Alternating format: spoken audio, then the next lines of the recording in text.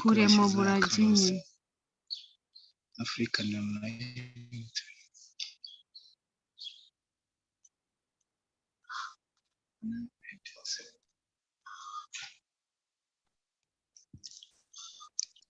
You are connected to Zoom Global Network via data center in Singapore. Onguchi. Meeting request.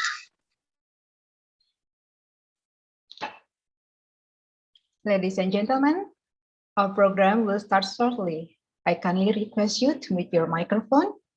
Thank you for your kind attention.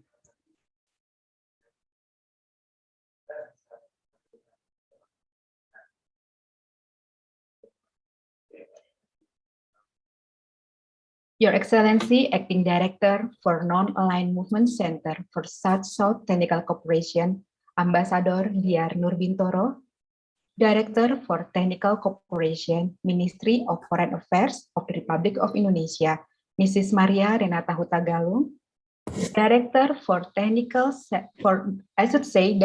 for Indonesian Center for Agricultural Training, Dr. Lely Nuryati, Director for Indonesian Center for Agricultural Training of Lembang, Dr. Ajat Jatnika, Mr. Imtiaz Hussain, Technical Lead Auditor Halal Food Authority of United Kingdom, Representative of International Cooperation Bureau, Ministry of Agriculture of the Republic of Indonesia, distinguished participants, ladies and gentlemen, Assalamualaikum warahmatullahi wabarakatuh. A very good afternoon to our distinguished guests from Indonesia, and good morning to our participant, and good morning to our participant from Africa. Welcome to the online training course on food packaging and labeling for African countries, organized by the Ministry of Foreign Affairs of the Republic of Indonesia, Ministry of Agriculture of the Republic of Indonesia, and Non-Aligned Movement Center for South-South Technical Cooperation, NAM-CSSTC, in partnership with the Halal Food Authority, United Kingdom.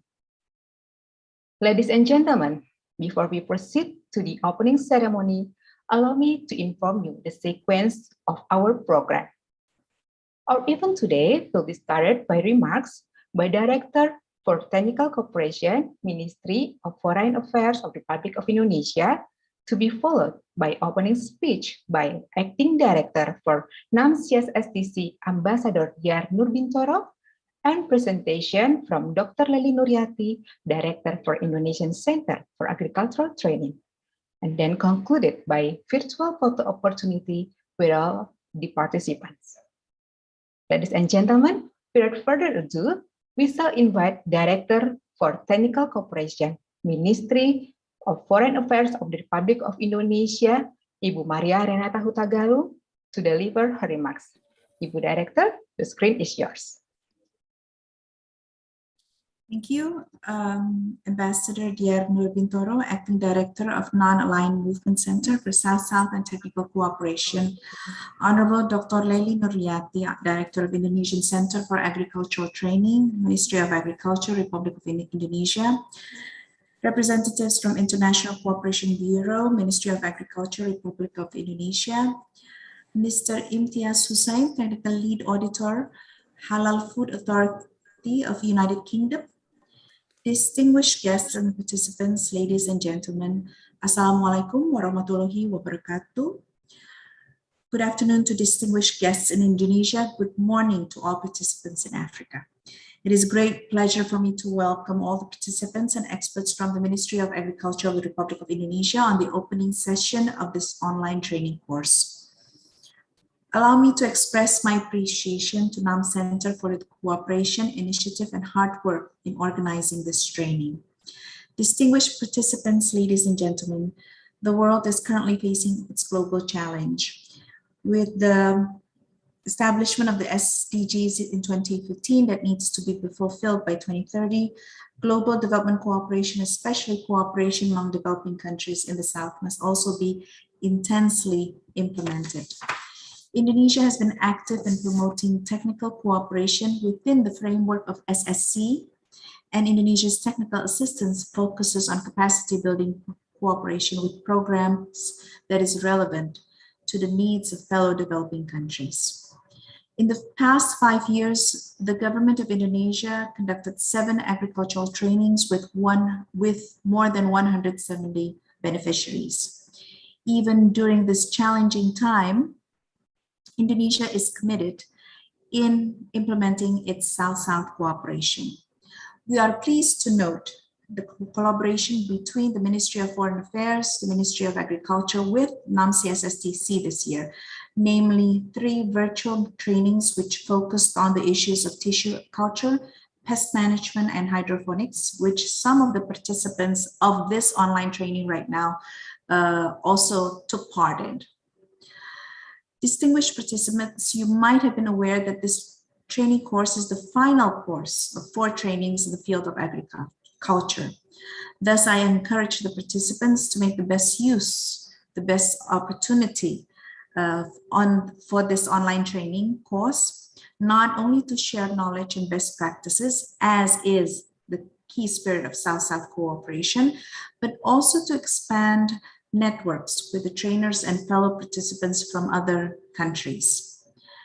As the African proverb says, knowledge is like a garden. If it is not cultivated, it cannot be harvested. I hope for all of you a productive discussion and to obtain necessary knowledge from this training. To conclude, once again, I extend my appreciation to colleagues from NAM-CSSTC and the Ministry of Agriculture. I hope that our collaboration continues to strengthen in the future. Terima kasih. I thank you.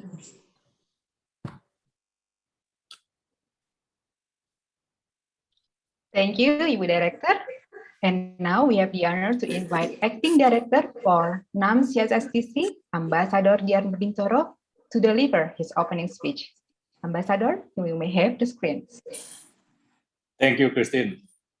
The Honorable Director for Technical Cooperation, Minister of Foreign Affairs of the Republic of Indonesia, Mrs. Maria Renata Utagalung, the Honorable Director for Indonesian Center for Agriculture Training, Minister of Agriculture of the Republic of Indonesia, Dr. Lely Nuryati, the Honorable Director for ICAT of Lembang, Dr. Ajat Jakmika, the Honorable Mr. Imtiaz Hussain from Halal Food Authority, the Honorable Trainers, distinguished guests, ladies and gentlemen, Assalamualaikum warahmatullahi wabarakatuh. Good afternoon, Jakarta, Indonesia, and good morning in Africa. First of all, I would like to thank the government of the Republic of Indonesia, the United Kingdom Halal Food Authority, and all those who have provided the virtual training and organized it. Distinguished trainers, ladies and gentlemen, as we all know, it is decided that the post-harvest agriculture sector is the focus of the NAM Center. And when I say post-harvest, I mean not just the processing of agriculture products, but also the labeling and packaging aspect.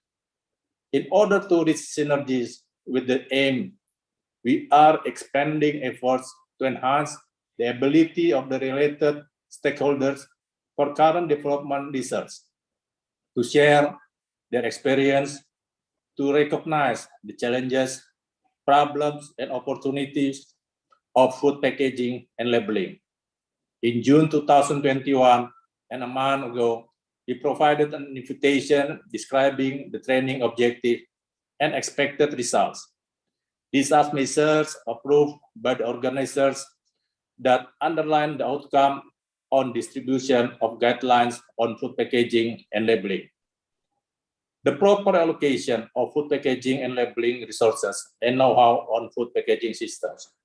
The guideline will focus on essential issues of food packaging and labeling: halal labeling, basic packaging, packaging type, packaging design, labeling fundamental, food labeling, and labeling design.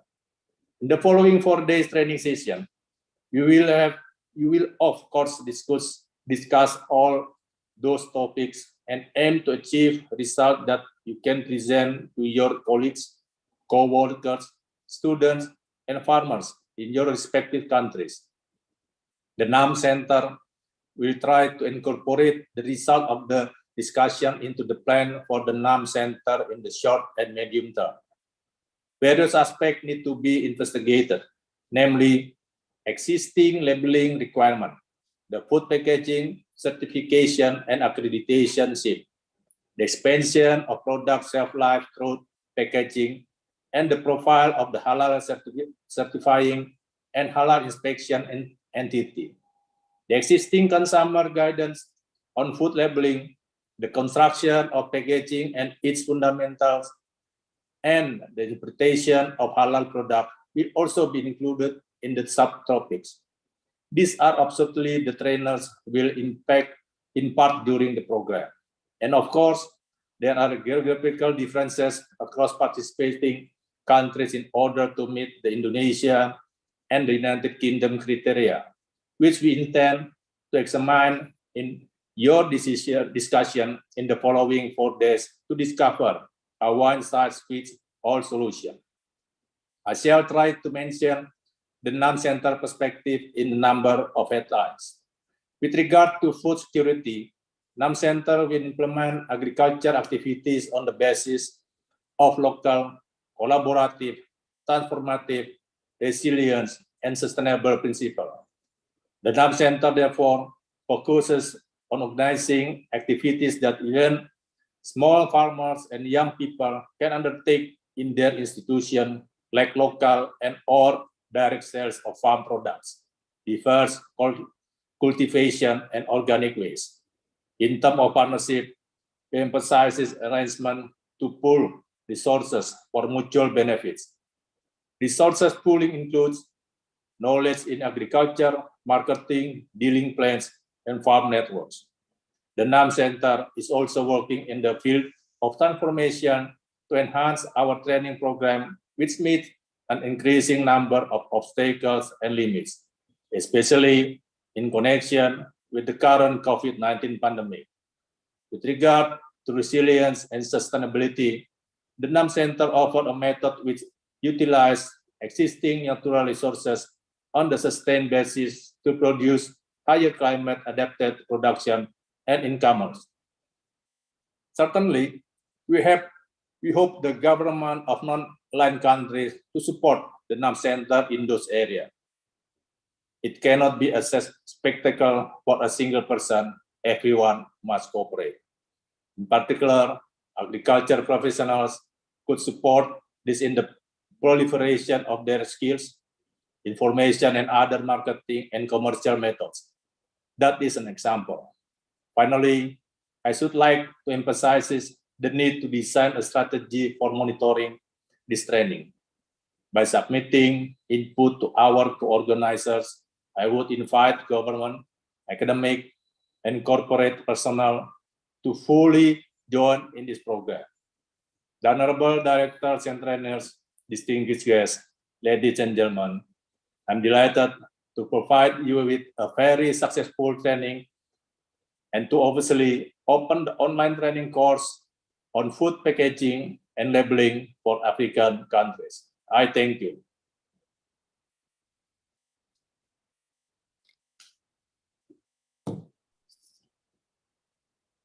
Thank you, Ambassador.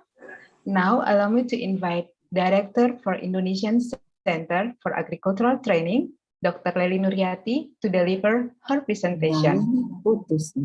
Director Lely Nuryati, the screen is yours.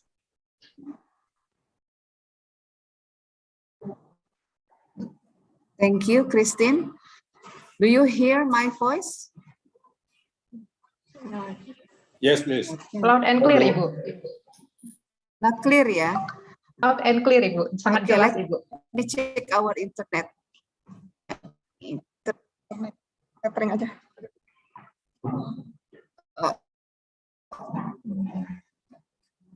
How is my voice now? Is it clear? Clear, Ibu. Okay. Okay. Thank you, Christine. Good afternoon, Ibu Maria Renata Hutagalung, Director for Attraction of the Ministry of Foreign Affairs of the Republic of Indonesia. Good evening. Ambassador Dianur Biantoro, Acting Director for Non-Aligned Movement Center for South Strategic Cooperation. And good morning for all participants from African countries. Now I would like to present the improving product competitiveness through packaging and labeling in Indonesia. Next.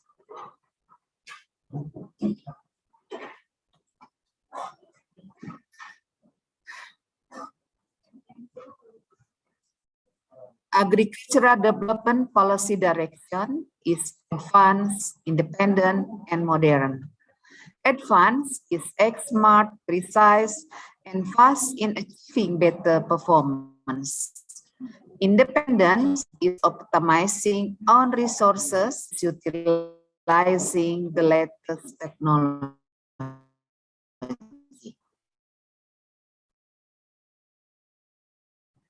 Next.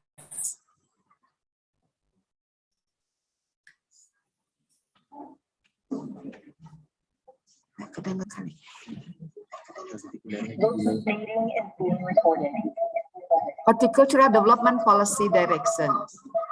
Improving horticultural competitiveness through increased production, productivity, market access, logistics supported by modern, environmentally friendly agricultural systems, as well as encouraging increased product added value for the welfare of farmers. Next.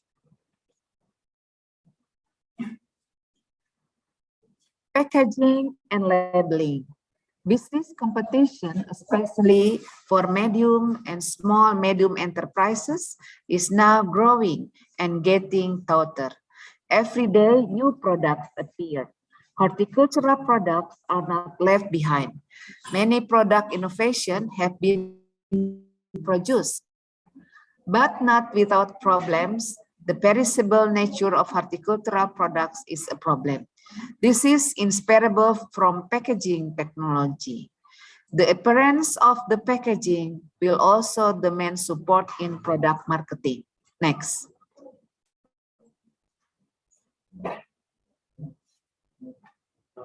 Next, please. What is packaging? A product is closely related to packaging. Without packaging, the product cannot be called a product. Therefore, the packaging must be made as attractive as possible in order to increase product sales. In addition to being attractive, packaging must be able to maintain product quality when it reaches consumers. As we can see from here, that more attractive for the food with the nice packaging. Next.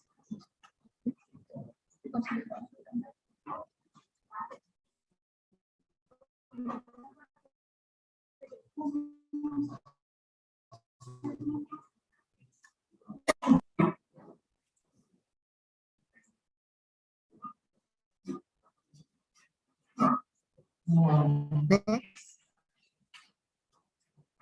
Ya, kedengeran lagi ya? Punya saya udah.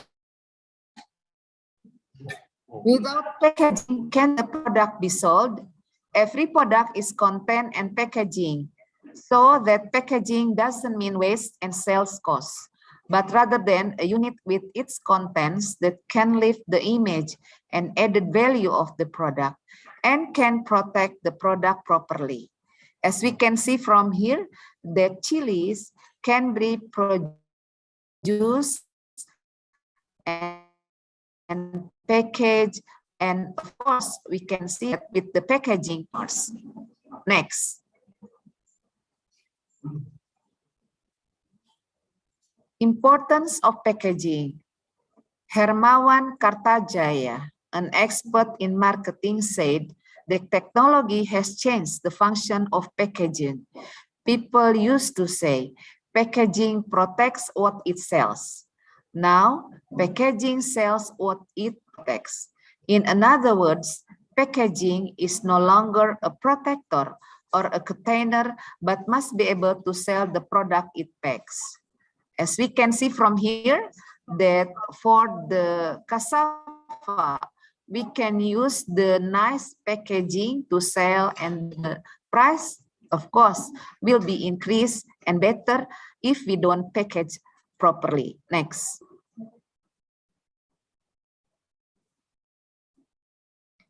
Packaging and labeling. What are the functions? First is keeping food products clean, protected from dirty and contamination. Second, protect the product from physical damage, crash, broken, detented, changes in water content, and the influence of light. Third is easy to open or close. And four, easy to store. And also easy of handling, transportation, and distribution, uniform product shape, value, and providing information about products through packaging labels. Next.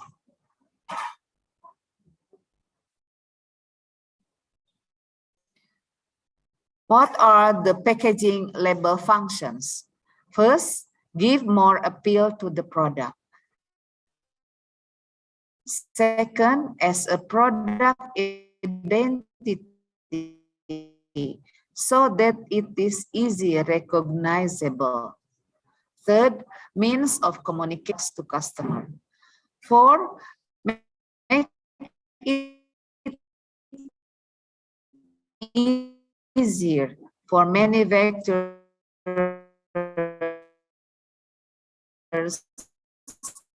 to identify their products if problems occur. Next.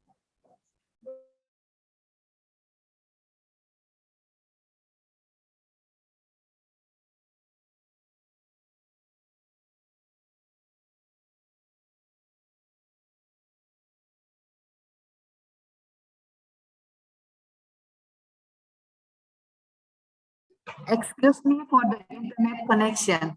Shall we continue? Now about the branding function. First, as identification mark distinguishing one product from other similar products. Second, as a promotional tool. Third, product origin information, who made it. Fourth, as a guarantee for product quality. And five, generating customer confidence in the product. Next. How to choose the right packaging for the product. Horticultural products generally have properties that are easily damaged by bacteria contamination, sunlight, and odors. Apart from processing technology, what needs to be considered is the selection of the appropriate type of packaging for each product, so that the product can last longer and cost increase. Next.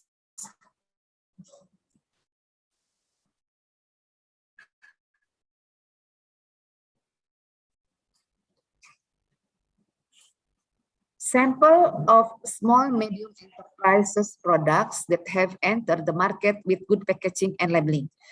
As we can see from here, the chili pasta from Grobogan, Jawa Tengah, and shredded chili narmi from Temanggung, Jawa Tengah, banana chips, all are horticultural products.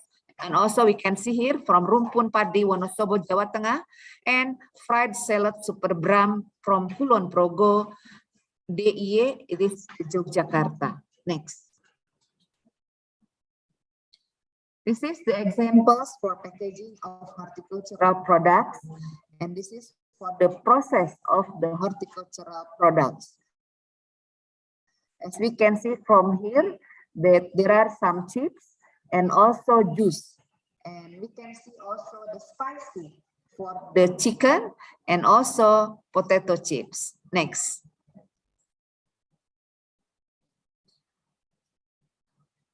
These are the innovation marketing of horticultural product, especially for the process horticultural products.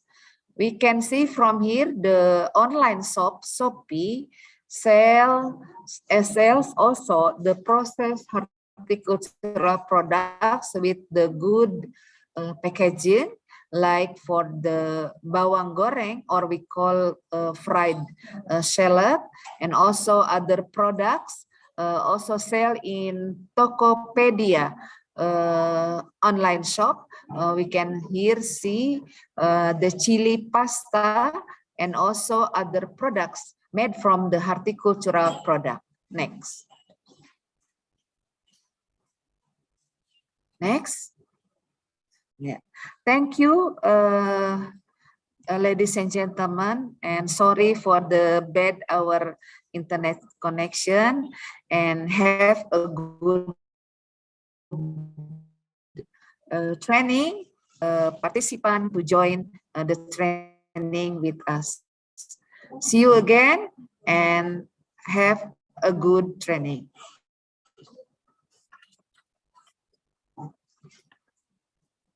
Thank you, Ibu Lely. Distinguished participants, ladies and gentlemen, before we wrap up our opening ceremony, allow me to kindly invite all of you for a virtual photo opportunity. I kindly request all participants and our distinguished guests to turn on your video.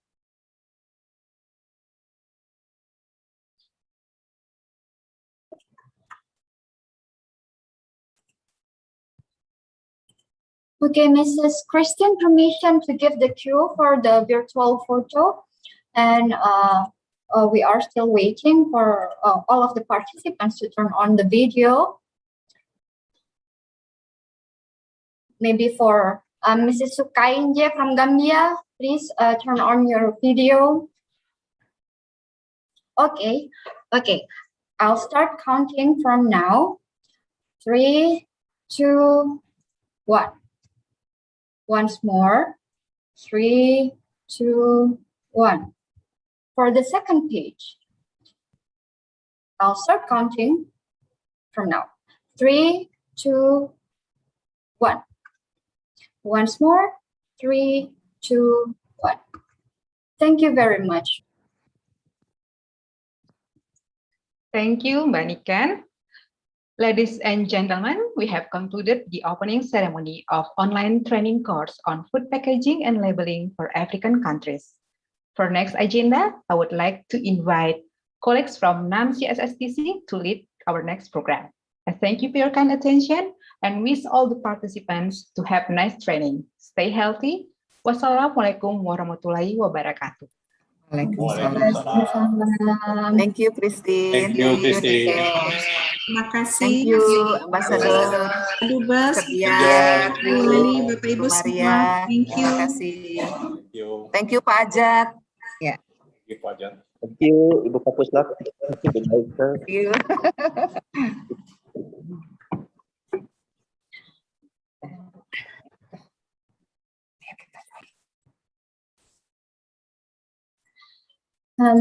Mrs. Kristen, thank you for directing us during the inaugural session. I also wish to offer my most sincere thanks for the officials from the Ministry of Foreign Affairs and the Ministry of Agriculture of the Republic of Indonesia and the Ambassador Diar Nurbintoro, Acting Director for the NAM Center. Excellency, honorable directors, honorable lecturers, distinguished guests, distinguished participants, we are going to have a break. For participants, please keep the Zoom meeting window open. In around 30 minutes, we will listen to the presentation from Dr. Imtiaz Hussain from Halal Food Authority, United Kingdom on halal labeling. Stay tuned and I will see you soon.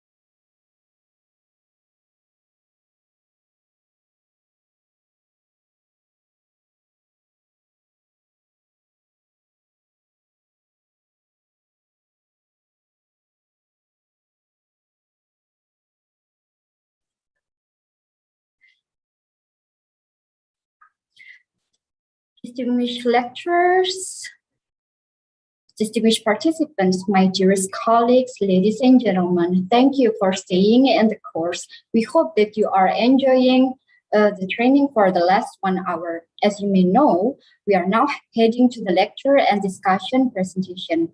We will now hear Dr. Hussain's presentation. Let me start reading his profile first. So Dr. Imtiaz Hussain is Technical Lead Auditor and Food Technologies at the Halal Food Authority, United Kingdom. Since 2008, he has been professionally involved in the fields of food technology and quality assurance. He also has technical skills in microbial products connected to Halal certification and Halal product research. Dr. Hussain obtained Master of Science and Bachelor of Science both from University of Agriculture of Pakistan and a PhD from the University of Reading, United Kingdom in Food Science and Technology. In this session, he will share his knowledge on halal labeling. Dr. Hussain, you could begin your presentation now.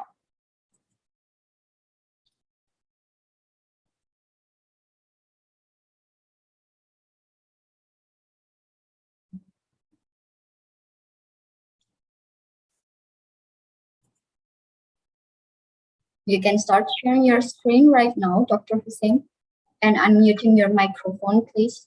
Thank you. So just 1 minute, please.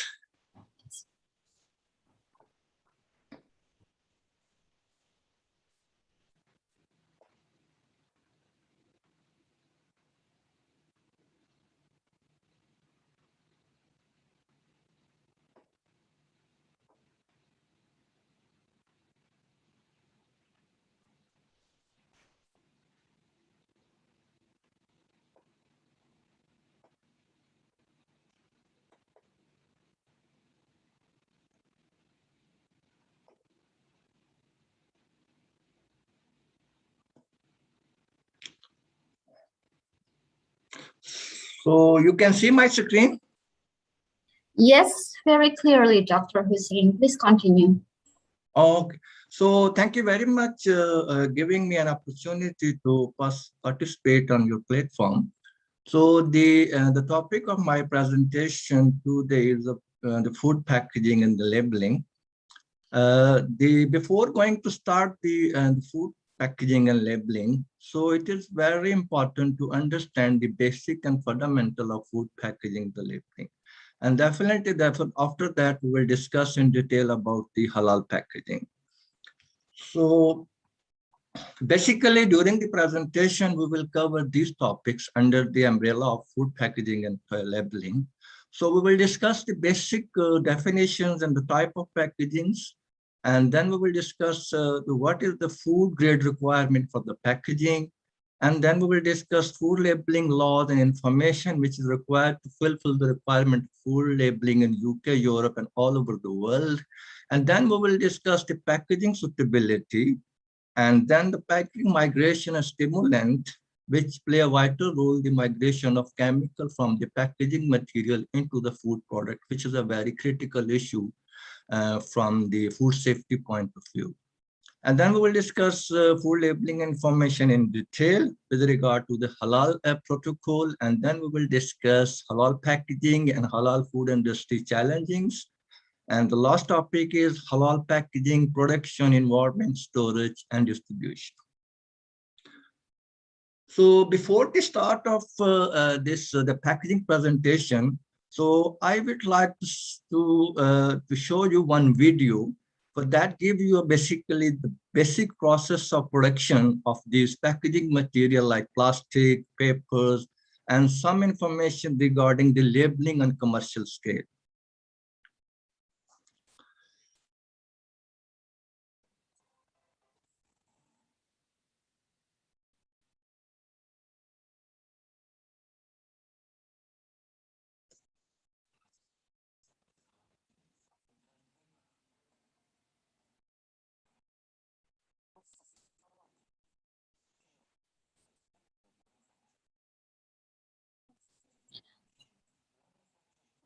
Excuse me, Dr. Hussain. It appears that we could not hear the audio from the video. Maybe you can You can start sharing the screen again by clicking the button. Yes.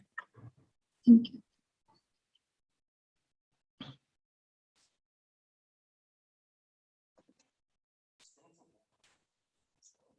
You can hear now? Not yet. Dr. Hussain, maybe you can start sharing the screen again. There is like one thing that you need to tick before you start sharing the screen. Usually it appears on the bottom left of the pop-up window when you are sharing the screen. Wait a minute. Yeah, maybe you can start sharing the screen again, and you can click share sound on the bottom left of the pop-up window. It will allow you to share the audio of the video.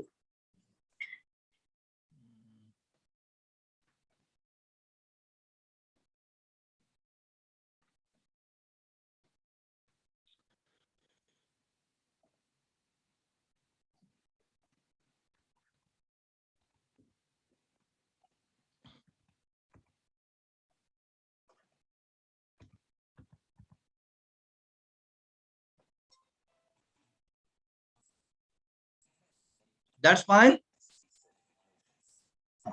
Well, we cannot still hear it yet.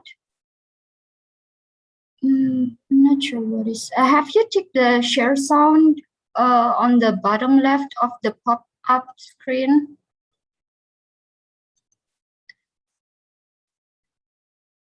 There is. Yeah, I'm not sure why it's not working. So.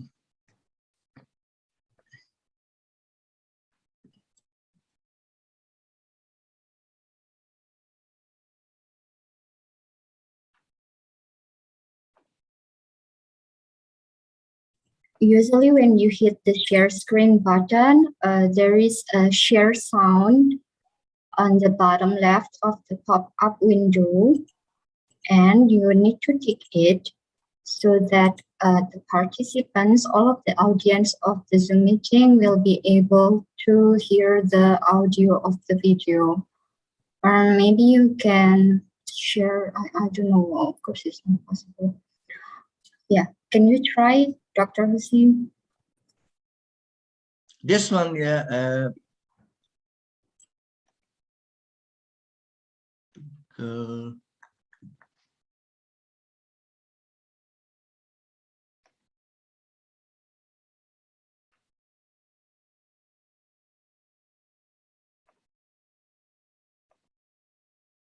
You can start sharing it again, hit the share screen, and there is a share sound on the bottom left of the pop-up window. You need to tick it, and then you can start sharing the screen.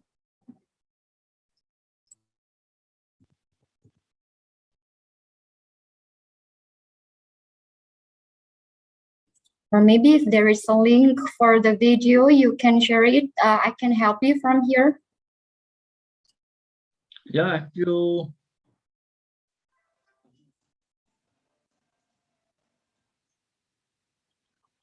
So you can do something, and maybe I can get. Yes, if there is a link for the video, I can share. I can help you sharing it. Okay. Maybe a YouTube link, or I don't know, anywhere you save it online, if it's available online. So.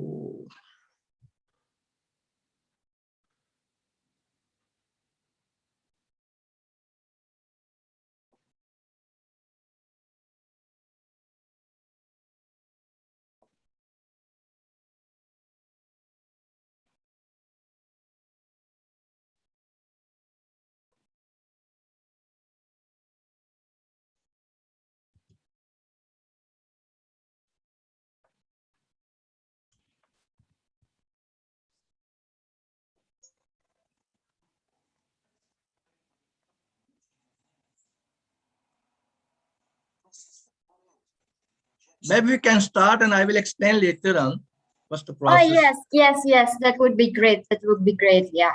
Oh, You can drop the video, please. oh, sorry for that one. I don't. Yes, sure. Please continue, Dr. Hussain. Yep. Hello.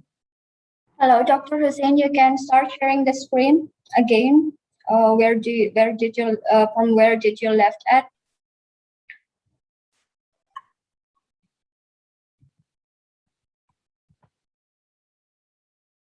So after that, yep. Hello. Yes, Dr. Hussain, please share screen, your presentation. Share your presentation. So I will skip the video. Okay. I can. Would you prefer? Okay, Dr. Hussain, would you prefer to drop the video, or you could, or you want to? I think I will do the presentation. Just basically, there is no problem. We have some detail about the manufacturing process, so that's not the issue. Okay, Dr. Hussain, please. Sorry for inconvenience, you know. Yes, of course, Dr. Hussain. Please share screen your presentation again. Okay, you can't see. Okay, that's fine. Yes, you can share screen. Okay. Yes, since it is already closed, you can start share screen again. Okay, no problem.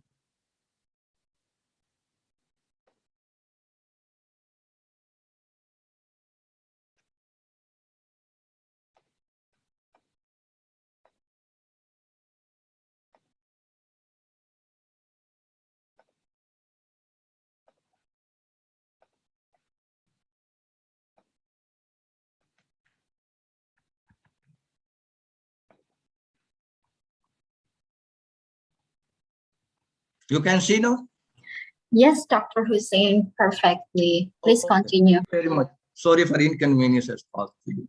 So basically, in this presentation, the slide, we will discuss about the definition of packaging as per defined by the European Union. So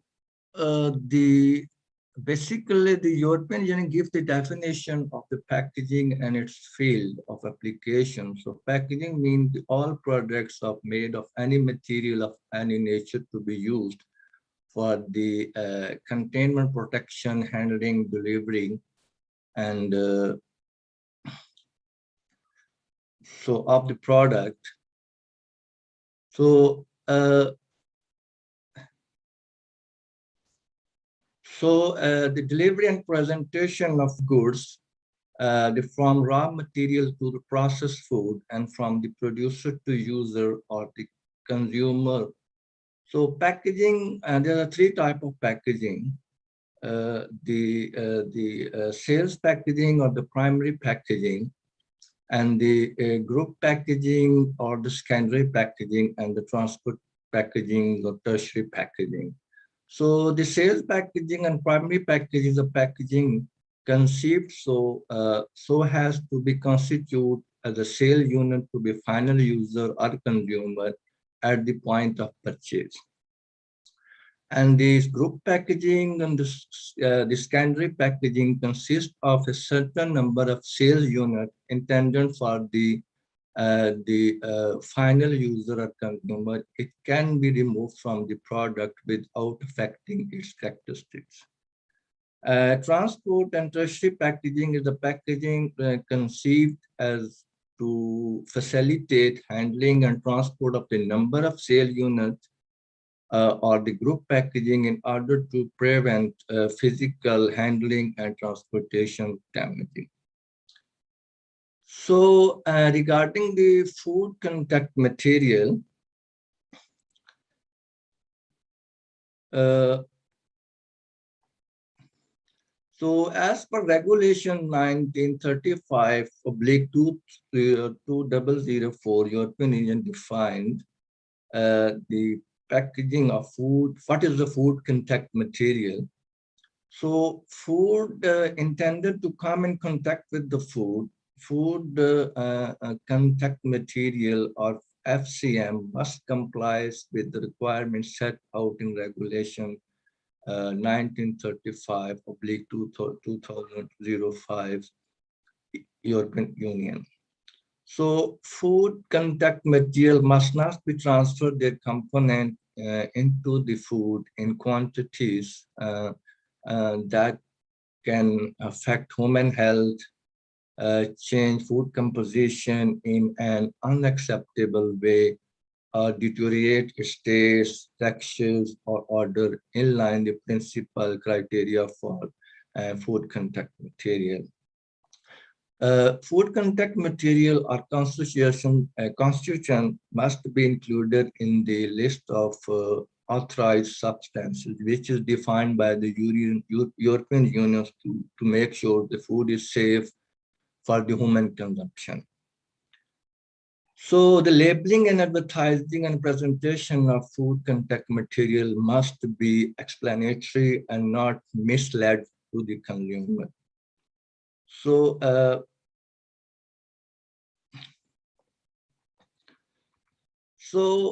in the food packaging, we will discuss about the specification, the food grade packaging, chemical migration certificate, valid halal certificate, and statement available, and the product suitability. So the most common the packaging material is used in food industry is polymer-based packaging material, and these are the most the polymer-based packaging type which are used in the food industry, like polyethylene (PE), low density polyethylene, and high density polyethylene on the base of molecular weight, and then the polystyrene (PS), polypropylene, and polyethylene and terephthalate, that is called PET. So these we will discuss in the next couple of slides. So as per Euro Commission's number 10, 2011, so basically the polymer which have the molecular weight more than 1,000 Dalton, they cannot be absorbed by the human being GI tract. Though, so the molecular weight of the all polymer, which is less than 1,000 Dalton, have a food safety risk for human being if that the chemical transfer from the food packaging material into the food. Then we will define the chemical for the packaging manufacturing is intentionally added substances and intentionally added substances. So intentionally added substances are those substances which are the basic requirement of the packaging material. You have to add that material to make the packaging material. And the non-intentionally added substances are those substances which are migrated from the packaging material into the food product. So we use different type of packaging materials, and some packaging materials are the single layers like polyethylene and polypropylene, etc. But some of the packaging materials come into the multi-layers. So multi-layer means some of the packaging materials usually called copolymer, and this type of packaging materials give us different function. For example, you know, the packaging material used for the packaging of milk powders, whey powders, and some wheat flours. So, so that the paper is lined with the polyethylene liner inside of the packaging material. The purpose of that the polymer is to prevent the absorption of moisture from the external environment. So and then the polymer, which are different type of polymer, we have a different techniques to use, like a gas chromatography, mass spectrophotometry used for the volatile and semi-volatile component. And these are those components which have a capacity to evaporate at room temperature, maybe slightly higher temperature, like around 35 and 40 centigrade. And then the liquid chromatography for the mass spectrophotometry is used for the non-volatile component, which have a resistance to the environment and they can't evaporate at room temperature. So, and the specification of any packaging material that consists of the following component, like composition of material is very important to give us the idea about the nature of the material. We can see what is the type of packaging material has been used. Maybe it's a one polymer, maybe used like a polyethylene. Maybe that is combination of more than one polymers like polyethylene, polypropylene, and high density polyethylene. So that's very important to understand. So the type of the composition of packaging material used in, and definitely when you go through the type of packaging material composition, this also give you more information about the suitability of the packaging material. For example, that's the best example, and other for the food industry, that the product which contain higher amount of fats, like fried product, for example, super crisp. So that is we will use aluminum foil packed product. So the purpose of aluminum foil is to prevent that product from the sunlight, because sunlight create a problem for the product which contain higher fat content, and it promote the oxidation process, and that oxidation process result in the bad taste, which is called rancidity. So rancidity is unacceptable in case of the high fat products. This is one example. We have a lot of examples. So the type of material has been used. So it means what the type of material means that all material have some resistance to the packaging and the food.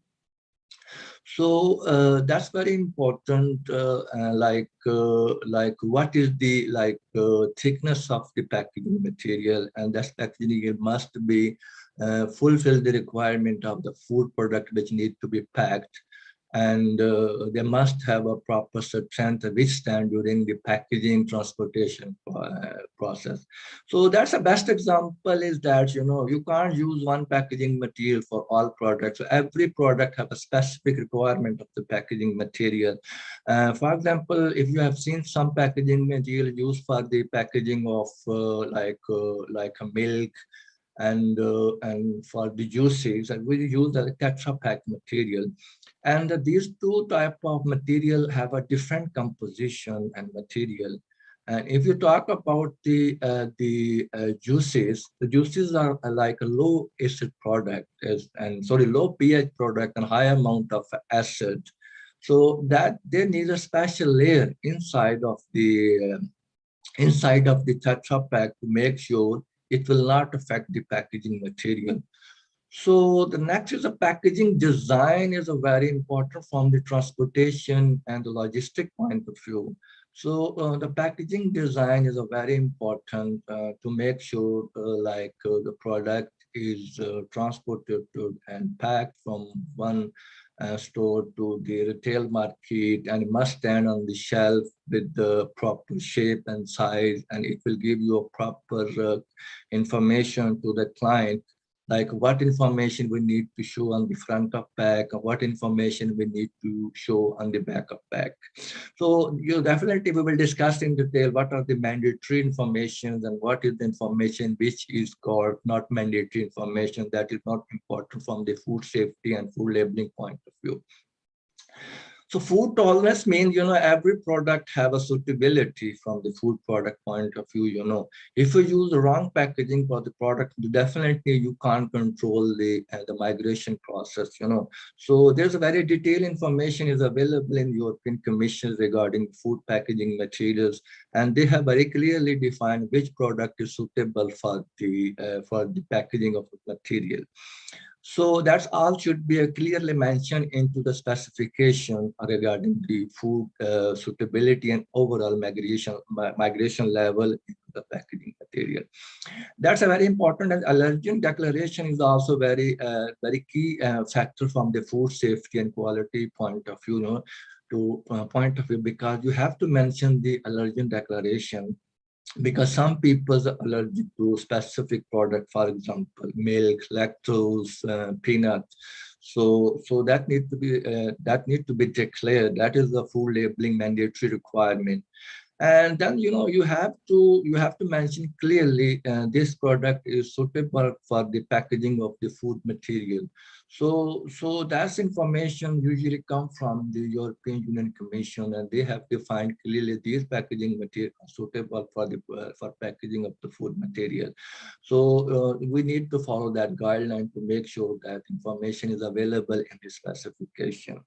And in case of the product you want to pack, like for the halal product, the halal certificate, if available, that is the best one. In case you didn't have halal certificate from the certification body, then you can get the statement from the supplier or manufacturer which they manufacture the packaging material. So these are basically food grade packaging regulation defined by the European Union. So these are different regulations. For example, regulation European Commission numbers 135/2004 give us the detail about the good manufacturing practices and the declare suitability of the food product, their contact use with the product. And then we have to fulfill the compliance of the food safety requirement, that is Article number 3 give you detailed information about the food safety requirement with regard to the packaging material. Then definitely our article number 15, that gives you detailed information about the green light signals you have to put, like regarding the nutrition information. You must provide some mandatory requirement of the labeling, like the name of the product, manufacturer name and address, and the food ingredient declarations on the pack, and the others like logo. For example, product is halal certified, you have to put the logo on the products, and others like a key parameter. For example, product is organic nature, you have to put the soil association logo. So that's another factor is very important for the general food compliance. Like you have to make sure this packaging material fulfill the other requirements which are the important for the food requirement. So traceability important is the traceability compliance is very important in case of the product recall. You have to make sure that which information is required to trace the product in case of the emergency. So some people use the batch number, some people use the Julian code, some people use the best before date. So these are the parameters we can help us to trace the product in case of the recall.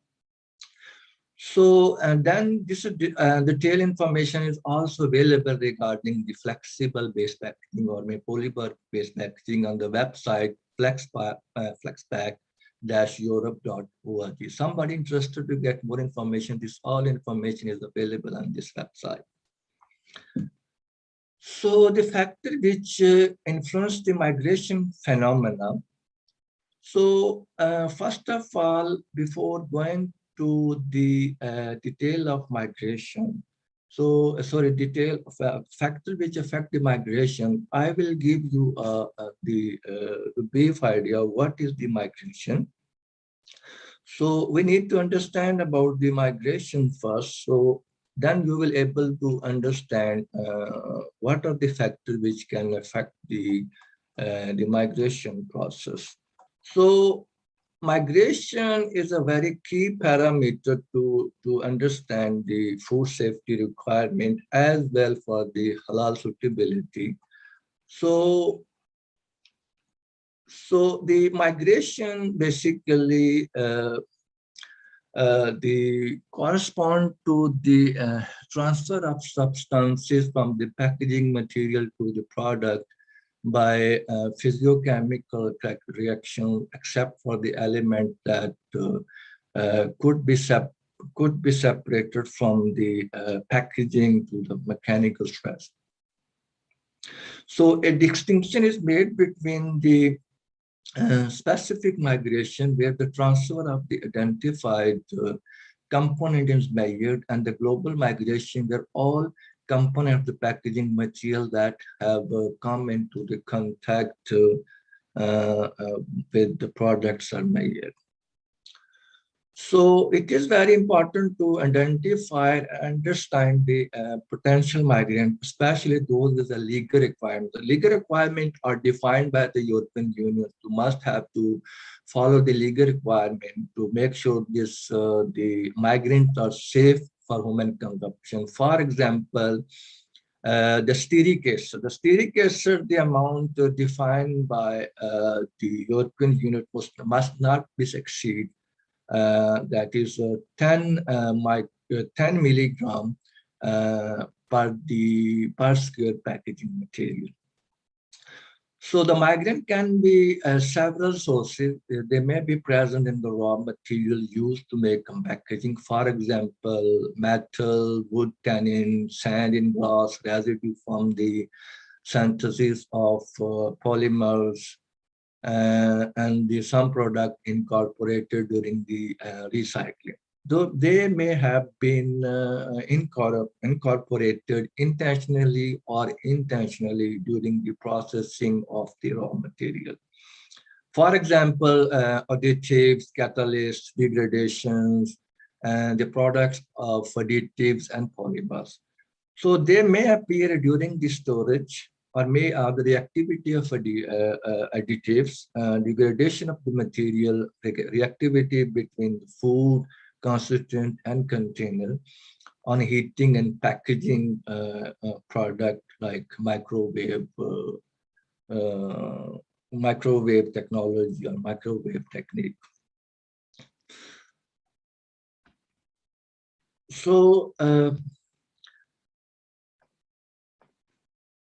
so the factor which can affect the migration process, this is the nature of the food. That's a very important. Okay, what type of material you are using for the packaging of the material. So you can't use, for example, to pack the milk powder into the metal cans. So there is a specific packaging material can be used for the packaging of the specified product. So the packaging surface area and volume is also important. If you have a biggest surface area and the volume, then there is a more migration phenomena will occur. So basically, you know, the migration also depend on the surface area. For example, if somebody pack 500 gram product into the packaging, so definitely there is a small surface area. As compared to somebody pack 25 kilogram product into the packaging material, definitely the packaging material, the more packaging material will be used to pack that product. So this factor is very important to influence and speed up and the migration process. So the duration of contact, that also important. You know, every product have a shelf life, and the product which have a shorter shelf life, the migration is very slow. So, and if the shelf life is like more than like 3 months, 1 month, 6 months, so in that case, you know, product have more time to packaging material have a more time to contact with the products. In that case, there is a more migration, chemical migration can occur from the packaging material into the food product. The temperature, of course, is also important to accelerate the chemical migration from packaging into the food product. Like some packaging which is stored at like ambient temperature, and the product which are stored at higher temperature. So at lower temperature, the migration phenomena is slow, but at higher temperature, that will accelerate the chemical migration from the packaging into the food product. So nature of packaging material is very important, and we need to understand like what type of packaging material need to be used to make sure the migration phenomena can be controlled and can be minimized. So there are different type of migrant characteristics which we'll discuss in detail. So also very important, what type of the composition of packaging has been used. So some migrants, they have a concentration in packaging, and we need to make sure that the type of migrant which we use to like in form of like additive, like for example, stearic acid. So stearic acid, the component which we make for packaging should be at a level which not migrate from the packaging material into the food products. So these are the most common. We use the stimulant. Stimulant are those the chemical which help us to understand the migration, overall migration for the different packaging material. So like if we go into detail, so these are the four different type of the packaging material. So sorry, the migrant, like distilled water is a stimulant A, and then we consider the stimulant A, and then the aqueous acid that is 3% volume, weight by volume, and then aqueous ethanol 15% weight by weight, and the sunflowers and rectified olive oil. So that are the basically the migrant tests, which will help us to understand what is the overall migration level for the different type of packaging. That will be discussed in the same on the base of the molecular weight. We can discuss what are the factors which are important to understand this type of the stimulant are used to make sure the overall migration is maintained and up to the level.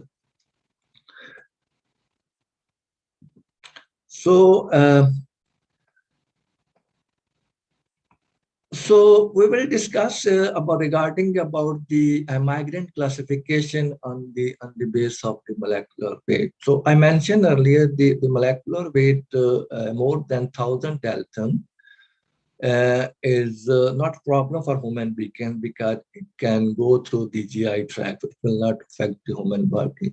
So the molecular weight less than 1,000 Dalton. For example, 4 to 200 Dalton, which is determined by gas chromatography, and 150 to 600 molecular weight or Dalton volatile component can be determined by gas chromatography, and 200 to 1,000 can be determined by liquid chromatography or NMR and the direct UV spectrophotometry. These are the technique you can determine the migrant in the food packaging, and you have to determine this level. This level, as per the European Union, is not exceed to the level which is not safe for human consumption. So there are different type of type of migration. So the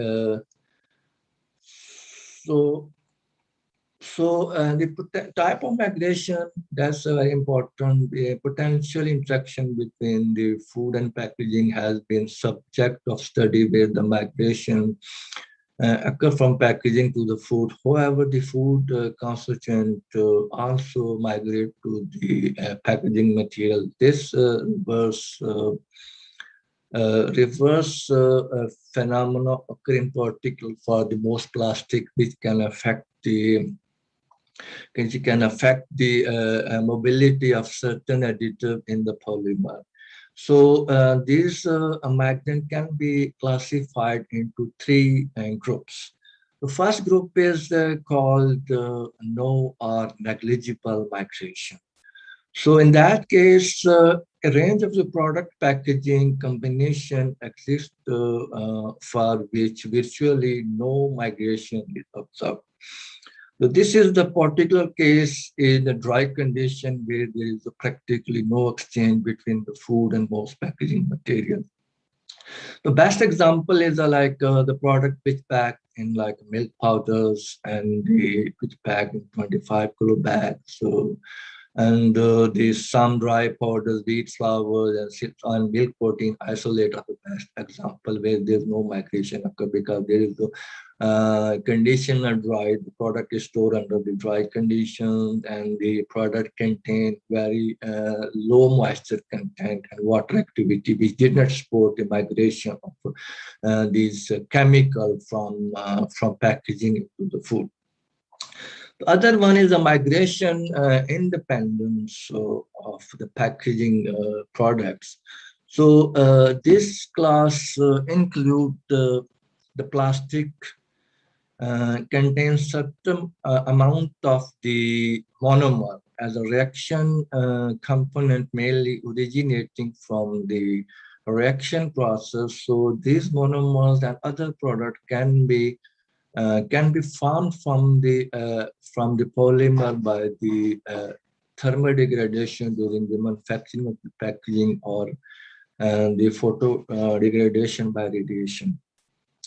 So the contamination of the food product by the diffusion of gases is less critical as for they are volatile as long they are below the legal limit at the time of the packaging opening. So the amount of the product that migration by the diffusion law, that is a fixed law. It is a proportion to the time the surface of packaging and the initial concentration of the migrant in packaging material. So thickness of packaging material is irrelevant once it exceeds to 15 microns. It means that something less than 15 microns, the packaging material is important from the migration point of view. If the certain amount of the time, for example, if the product is stored at 40 centigrade at 5 days, then equilibrium is reached between the migrant in the material and the surrounding medium, and therefore migration slow down and stop. So the third one is migration linked to the interaction with the product. So in that case, we have a subcategory like a chemical and electrochemical reaction between the packaging, the ion exchange between the packaging material and food. Like for example, best example in the first, for example, is the metal, and the second one is in case of ion exchange between the packaging material and food. And the best example are glass and the ceramic. So the other one is absorption of the liquid by packaging material. This is the most common in the plastic and paper packaging. So the plastic are susceptible to the migration, the extensor which depend on the chemical nature of the liquid food product, water, alcohol, acid, and oil. The liquid product tend to be penetrated into the plastic material, causing it to expand. Additive can then leak from the liquid medium, absorb into the packaging, into the product. So the migration of the additive is therefore controlled by the rate of the penetration of the food into the packaging material. For proper packaging, extraction of migration is very rapid as the penetration of liquid into the packaging is very fast. So the moisture content is a very important, which can accelerate the migration phenomena, especially in the packaging material. It all depends on the moisture content present into the food product. So that then the next one is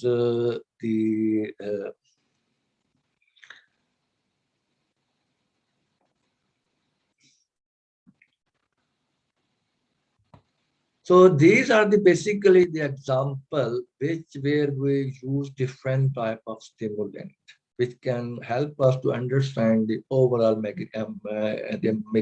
migration level. So in non-alcoholic beverages, So the best stimulant we can use to understand and test the chemical migrant is water and 3% acetic acid. Faster still, we are not clear which stimulant can help us to understand the overall migration level from packaging material into the food product. So in case of chocolate and chocolate-based product, we prefer to use the olive oil, which can help us to understand the migration level. Oil and fats, again olive oil, fish, the water, acetic acid, and olive oil. And vinegar, again we have acetic acid, is a very important trigger to understand and test the migration level. The process is, again, the water is an important stimulant to understand, and chips and olive oil. And so these are the migrants which can help us to understand the chemical migration of different food products. So the migration test conditions, and I mentioned earlier, if you have a more temperature and longer period of time, so the phenomenon of the migration is fast and quicker, and its level of the chemical migration will be higher. So there's a different time and temperature combination. For example, contact time more than just 1 day. So contact time between 2 to 24 hours. Temperature condition, you can see 10 days at 5 to 40 centigrade. So that's a different condition we use to determine the level of chemical migration. So so again, in case of chemical migration certificate, which is also important, the component of any food grade packaging material. So as per European Commission Regulation number 10/2011, article number 12, give us information about overall migration limit. For all chemically 10 milligram per cubic decimeter of packaging material, the maximum limit of all migrants should not exceed. I gave example of stearic acid. So stearic acid will come from the triglyceride glyceride from the animal fat. So the overall migration level is determined at 40 centigrade for 10 days. And we already mentioned the stimulants, and the stimulants are defined by the European Union. What are the stimulants can be used to determine the overall migration? So that's why, this is an example which I already discussed. In case 500 ml to 10 liter packaging, the amount of the chemical migrant should not be exceed like 60 milligram per kg. And in case of additive like titanium oxide, heavy metal should not be exceed 100 ppm, 100 milligram per kg. So the product should be free from this TSE and BSE. Basically, these are the bovine diseases. So that is almost absence in Europe and UK. Then there's a property of the packaging. So there are three type of the packaging properties. So we will discuss in detail about these three type of packaging material and what are the three different type of the packaging properties. So first one is the mechanical strength. So this is a very important property. The packaging material or packaging itself protect the product from external impact by its mechanical strength. So which depend on the rigidity of the packaging material. Product can be protected by gas packaging, for example, bags of crisps. So that bag of crisps contain the certain amount of nitrogen. So that certain amount of nitrogen help us to avoid the oxidation process inside of the packaging material. So that's a packaging material have some mechanical strength to withstand with the pressure of nitrogen in the product. So strength of the material can be evaluated by burst, compression, and perforation tests. So these are the tests which help us to understand the mechanical strength of the packaging material. So, and the packaging material must also be able to withstand changes in internal pressure, as in case of the sterilized products.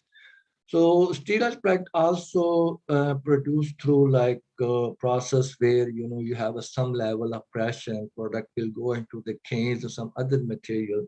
So in that case, the material must have ability to withstand that processing condition during the packaging. The thermal conductivity is also an important property of the packaging material. So insulating material may be used where variation in positive or negative temperature could affect shelf life and quality. And it is important to choose the packaging with high thermal conductivity where the heat rate sterilization is carried out.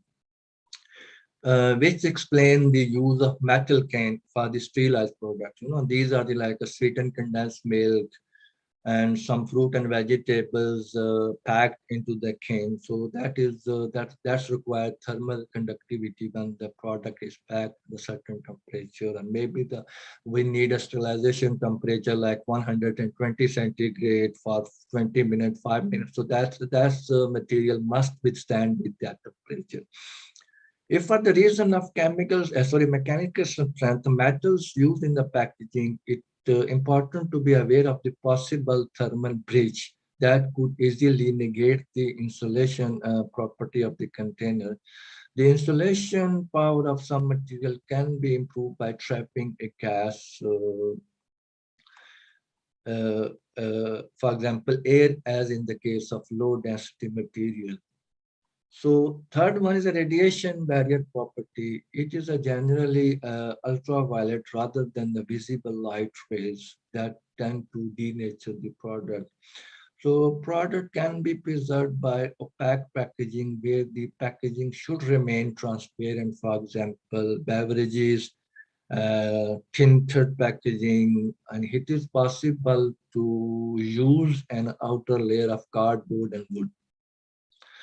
So ionization radiation is permitted to disinfect certain packaging material, including plastic. However, study has been shown that volatile components, for example, hydrocarbon, ketone, aromatic compounds are formed during the electron beam radiation of most food-grade plastic packaging. For example, polyethylene, polyester, and polypropylene. The amount of compound increased with the dose of ionized radiation applied.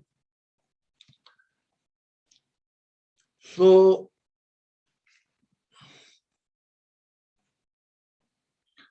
next is, we use different type of material like cellulose material, which consists of the wood, papers, and the molded pulp. So cellulose material, that is a very traditional material we used for a long period of time. We may be using for 200 before, but still we are using in food industry. So these material come from the plants, and so it contains cellulose fibers and still used today as a packaging material. The wood is a basic natural homogeneous material composed of the strong fibers connected by elastic plastic structure. It may suitable properties for the packaging, lightweight, good mechanical strength, chemical resistant, thermal insulation, good hygroscopicity, for example, absorb water without condensation, easy assemble, and these property can be modified to suit the different type of packaging. So the main type of wood suitable for the food, is pine, poplar, and cork oak for the production of cork. So the primary packaging used for the fruit and vegetables, for example, and the secondary packaging used for the cheese boxes, wine crate, and tertiary packaging used for the making of wooden pallets. So these are the best examples where we can use the wood-based packaging material. Then the paper and cardboard. So in case of paper and cardboard,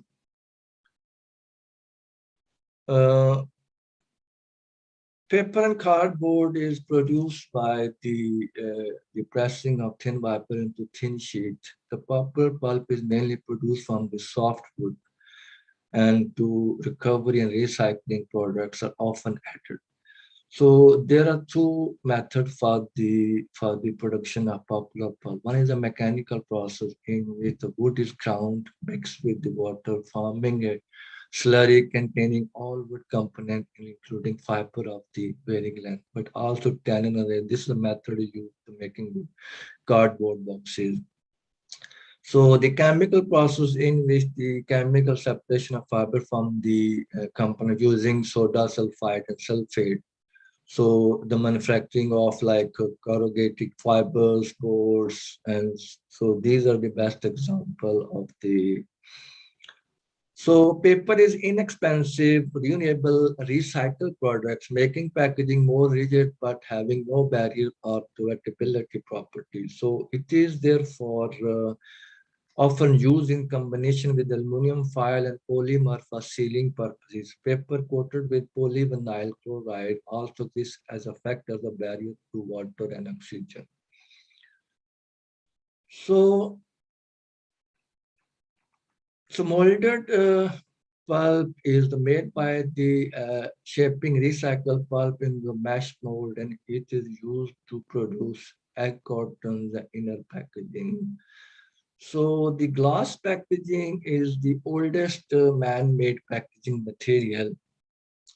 It is a mineral product obtained by melting, which is solidified without crystallization. It composed of 70% silica, glass forming agent, around 40% sodium carbonate, 10% lime, 1% magnesium, 1% potassium, and metal oxide for color and filtering property. So glass packaging typically include the bottles, jars, flasks, glasses, and tumblers. So it is used in many different sectors of food industry like beverages, preserve, jam, condiment, baby food, dairy product, etc. So a distinction is made between glass varieties depending on their ability to absorb heat radiation and block ultraviolet light. So clear glass for water, certain juices, jams and yogurt, green, blue glass for beer, wine and oil, brown amber glass for beer and certain juices. Glass have many quality like impermeable to gas, vapors and liquid, excellent barrier, good thermal criteria, higher than all of others packaging material. Glass is very easy to clean and sterilize and does not transmit flavors, transparent, colored protection against UV light. For example, rigid, resistant to internal pressure like fizzy drinks are best example. Transparent to microwave technology, inexpensive, and recycling is very easy in case of the glass. So main drawback of glass is the risk of breaking. So there is a very risk, especially in brewing and transportation. The special packaging is required to make sure to avoid the breaking.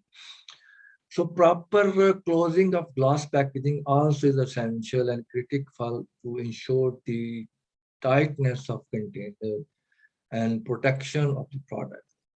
A wide range of the enclosure exists like cork, matching, or plastic. They must ensure hermetic sealing of packaging and proof of no tampering upon the first opening.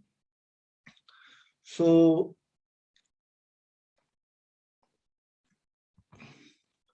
other examples are metals like the metals also very important from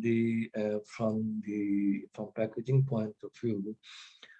So metals are used for the packaging given their suitable property, shaping ability, rigidity, solidity, opacity with regard to the light and heat induction.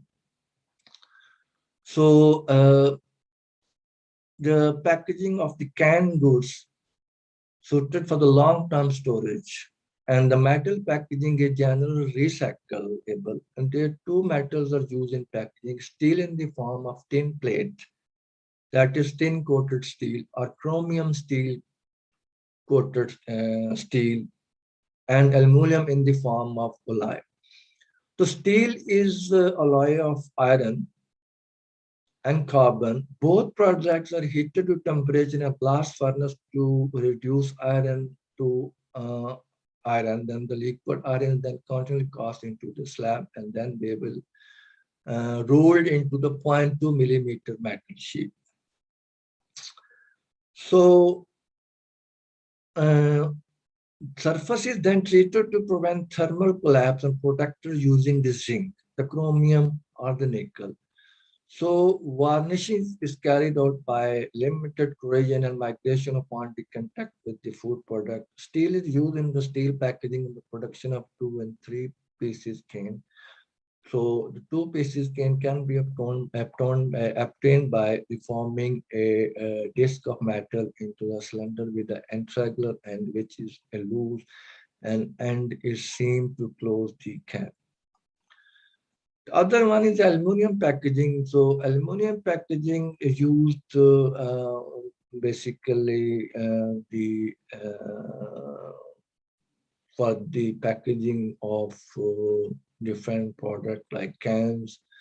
They are resistant to mechanical resistance, susceptibility of corrosion, shaping ability. Aluminum pack include cans, only 2-piece, trays, and foil. So this make it easy to open and tear depending on the packaging, the product. So regarding the protective coating of metal packaging, this is very important from the halal point of view, because there are different type of protective coating of metal packaging we used. So the most commonly we used is the main drawback of using a metal packaging material that to susceptibility of corrosion, which is well controlled in most cases by the choosing most suitable material for a specific product. So organic packaging or packaging has a physical property of polymer. There are different type of organic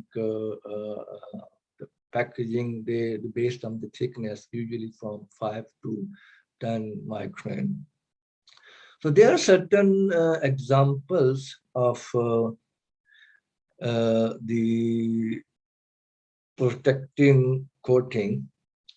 So you can see here there is a different type of organic protecting coating like oleoresins, phenolic, epoxy, phenolic, vinyl, organosol, acrylic, epoxy, urea, and polyester. So these all coatings are specifically have some specific applications, and they have some flexibility, resistant to sterilization. For example, I give you one example, like oleoresin is used for the fruit and vegetable, but it should be anti-sulfur coating. So anti-sulfur coating is required to pack the fruit and vegetable with this coating, because as you know that most of the fruit and vegetables are preserved with the sulfur dioxide or sulfur containing chemical which convert into the sulfur gas. So that can affect if the oleoresin coating is not used. And the phenolic are used in the fruit and vegetable as a barrier coating, which help us to prevent the moisture absorption and the chemical migration of the coating into the food product. So every the organic coating of some specific application with regard to the food products, and then they have a different categorized and the ability to withstand, like a flexibility is a poor, good, and very good on the base of the coating, and then the addition also they good, poor, and very good on the base of this. And the resistance to sterilization, so some material is very good against sterilization, like phenolic is the best one to withstand with the sterilization, like all, and the cans which are used for the sterilization of the product, they are coated with the phenolic components. So then the plastic, basically, the plastic consists of a different type of categories,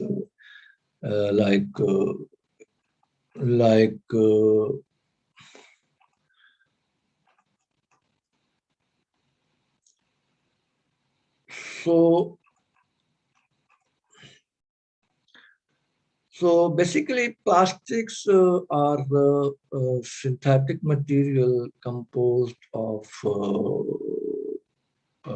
micromolecules, can be molded under heat and pressure. In chemical terms, a plastic comprises a micromolecular organic phase.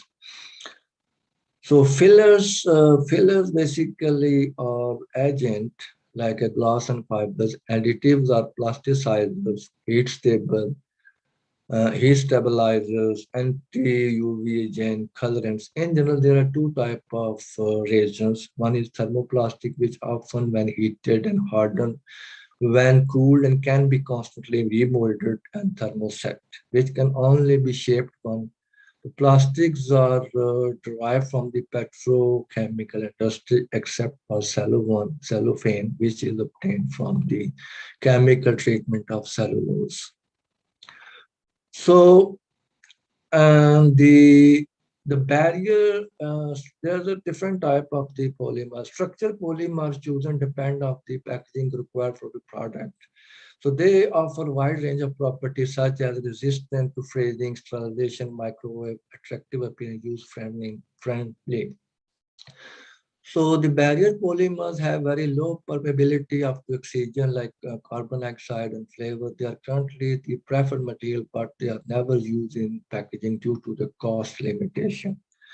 So copolymers such as ethylene vinyl alcohol are most commonly used. They combine two polymers like additional property, and copolymer should not be confused with the multi-layer where the extra property can be obtained. So there are different type of the polymer which we'll discuss. So on the next slide, I want to show what is the copolymer. So this is the first example of multi-layer. You can see multi-layer. There are different components used to make sure the product is suitable for the regard to the environment. And when the product is packed into this packaging material, which is a multi-layer, it must have a resistance to all external, internal, the environmental condition.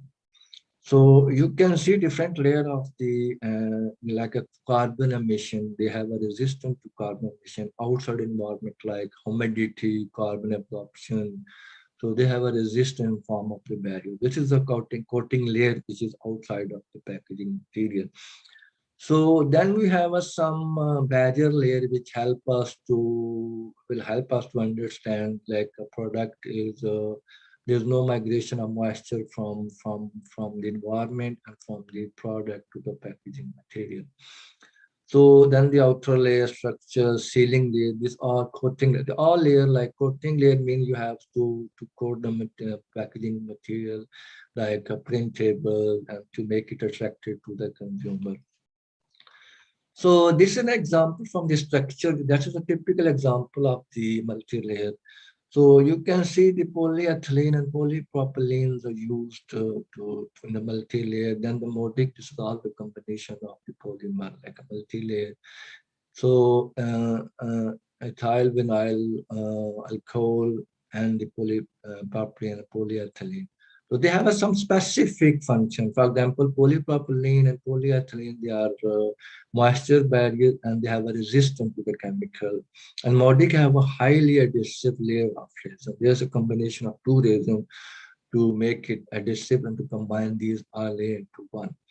So ethyl and vinyl alcohol is a very good oxygen barrier. So these are the examples of So additives basically consist of these components. So these basically different type of we will use polymer. I think there is a low density polyethylene and high density polyethylene. So we will discuss in a couple of slides detail about this. So these the polymers. So fillers are the inorganic and organic compounds which have some mechanical, thermal, and electrical property. And there are different type of fillers. For example, the spherical fillers like a powder and flour that improve the flowability of resin and they're resistant to compression. Then adhesives are generally organic and metallic compound of lower molecular weight than the polymer.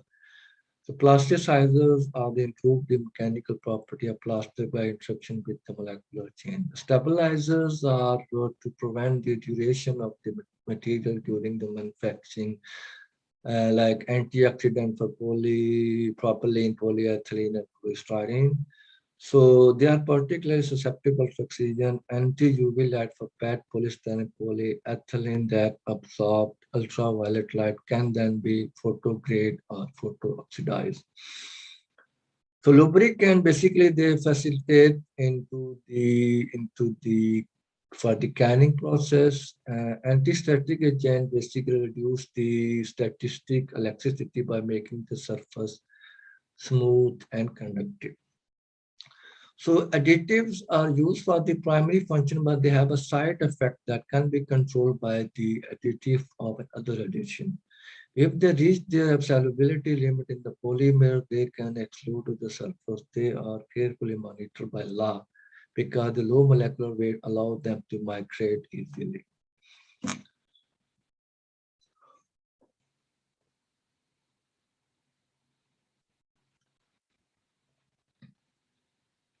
So these are the different type of the polymers like low density polyethylenes, which is more suitable for the snacks, boxes, tube bottles, films, stretch films, and tray seals. Then high density polyethylene is suitable for bottles, tubes, and caps. Polypropylene is suitable for film, yogurt, and the stoppers and tubs and biscuits, packaging materials. Polyvinyl chloride is suitable for bottles, vinegars. Polystyrene are also suitable for the yogurt, the more best example, and some disposable cups.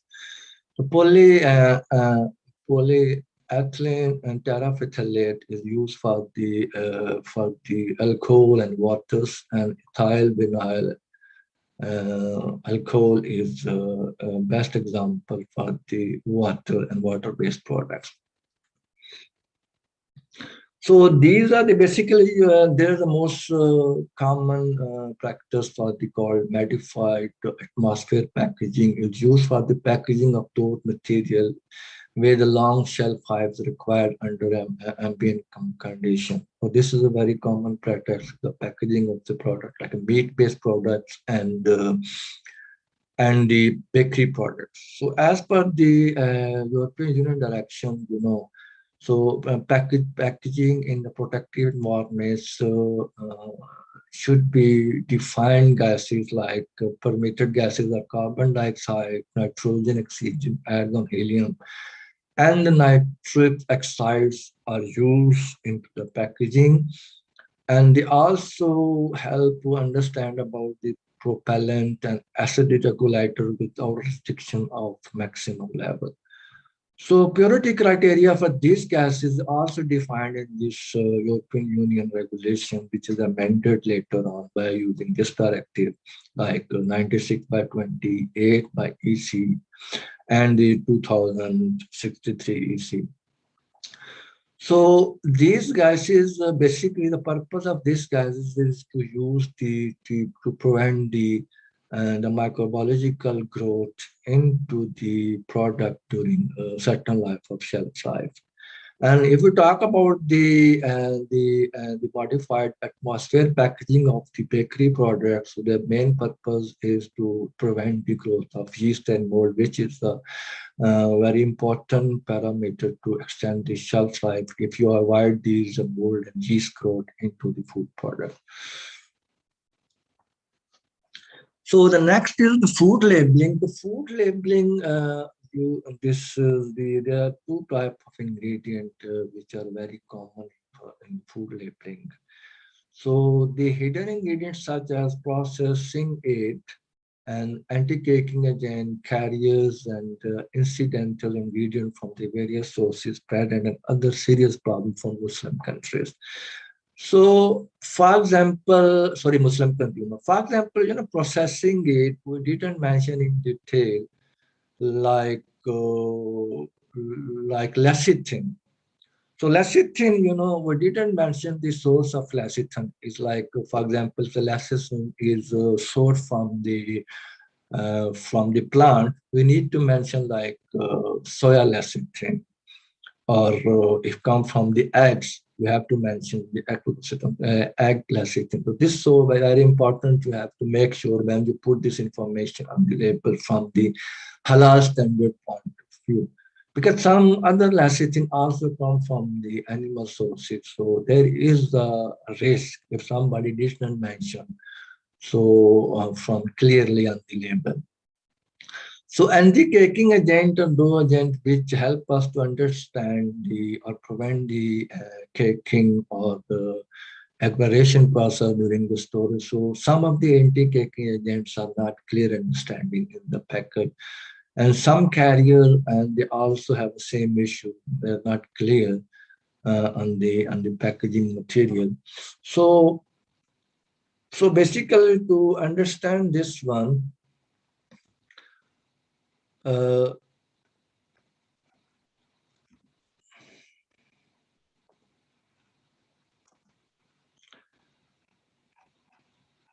So label, basically label are used for the benefit of consumer and should be have a clear and meaningful understanding. So label, usually the ingredient on the label does not the list of origin of the ingredient usually, but hidden ingredient which I mentioned, like from various sources present a serious problem for the Muslim. For example, the magnesium and calcium stearate are used in the manufacturing of candy and chew gums without the mention of origin of the stearate. So stearate is a very critical parameter. For example, most of the high sources of stearate come from the animal sources, especially the fats like the tallow fat and the lard fat are the highest component of these stearate. And the stearate is a very common additive used in the food product and as well in the packaging material. So some European manufacturers use up to 5% vegetables or animal fat in their product, are still able to label in a pure chocolate. In many cases, it is not feasible to list every major and minor ingredient on the label. So halal certification of the product and proper labeling, proper halal marking and logo can be clarified the doubt for the consumer. So best examples are, some of the bakery products, if you go on the shelf, they didn't have like a logo and the product is open. So you have to pick and choose, like chocolates are open, and when you pack, when you pick that product. So on that area, there's something like should be a mark, like these products are halal, because these type of products are not packed with the proper logo and information. So some of the product which is available in the market, that must come from the logo. If there is no logo on the product, that will be a doubtful for the Muslim consumer. So if alcohol is the present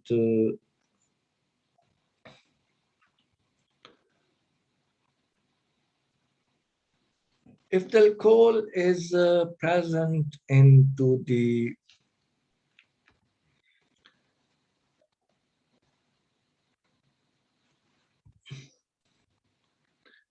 if the alcohol is present in the food composition, so that need to be clearly mentioned. So if the alcohol is a part of the other ingredient, it come under the incidence ingredient. So incident additives are the present in the food at insignificant level, but do not have any technical and the functional effect on the food. So they are exempt from the food label requirement. So there, these two issued in the labeling that concerned by the Muslims, the hidden ingredient and the question ingredient can both be addressed through halal certification and proper labeling and marking. So this is a very important. You have to make sure in case the products are the questionables and that need to be clearly marked with halal certification, logo with the certification body. So the other thing which is very critical and people get confused with the alcoholic beverages. So alcoholic beverages and their flavors are not allowed to declare. For example, wine rice is the best example. And I have seen some people use like wine flavor, although that product didn't contain the alcohol content, but that is the mislabeling of the people. When maybe people will misunderstand like this product contains the wine. So that need to be very clear. So with regard to the halal labeling, this type of the product which have a misleading issue should not be labeled with the flavor, which is a question mark from the halal point of view. So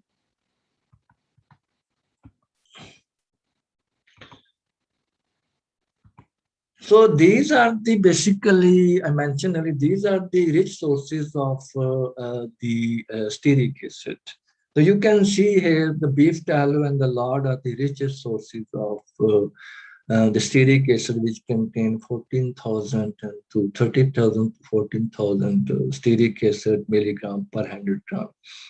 And which I highlighted in red color, which are the plant-based the stearic acid source. Although there is a high content, but these products are not suitable for packaging, because packaging is not you can say is the most important product with regard to the product.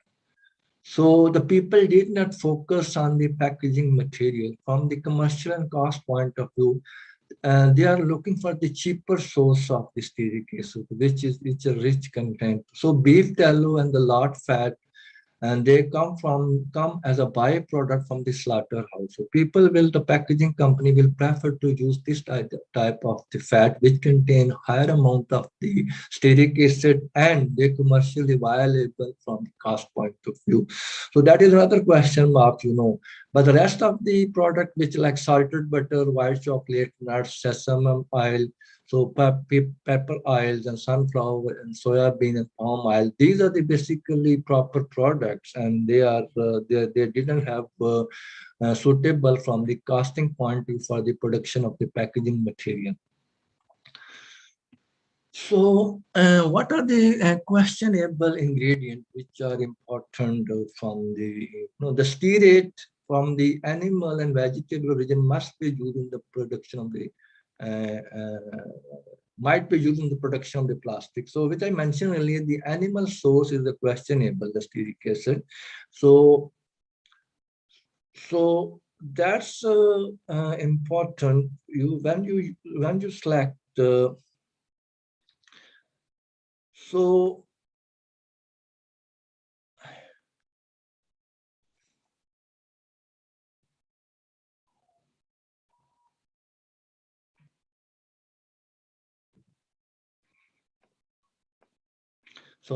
so stearic acid of animal and vegetable origin might be used in the production of plastic. So that is a question mark, because when we will see the stearic acid mentioned on the like a product labeling, so sometimes they didn't mention the source of the stearic acid, So just write on like a sodium stearate and potassium stearate used on the labeling. So it is very important from halal point of view, they must mention the source of the material. It is maybe from the animal and vegetable. So that will help us to understand the source of the material, which is suitable from the halal standard point of view. So some waxes and coating material also used for plastic, paper, and like styrofoam cups and plates must be from the might be from animal fat, followed by very hot annealing stage, which is not enough to nullify animal product found prior to that stuff. So the best example is, some materials, some plastic material is coated with the waxes and coating material. So that material, some material will come from the animal fat, and some people have understanding which is not correct. When the product will go to the higher temperature, which is a pass of the plastic manufacturing, like 200 centigrade. So the stearic acid and their product is converted into another product. But this is not correct, because I have seen some research and people have done some research about the effect of thermal temperature, high temperature, and the fat contain higher amount of triglyceride, and triglyceride we convert into the stearic acid. So that's a final product. It will not go anywhere. So that's very important. So metal cans and drum can be contaminated with the animal fat. So during that production, like when the metal sheets are used for the manufacturing of metal cans and drums, so for the lubrication purposes, they use some oils as an aiding process or processing aid process for the manufacturing of this the can and the steel-based packaging material. So these oils are also derived from the animal derived. This is also very critical parameter to make sure the oil should come from the plant sources. That's a way to understand about the packaging material is suitable for the halal packaging. So some of the steel drum and like aluminum and steel cans used for the packaging of like meat products and pork material. So sometimes they recycled.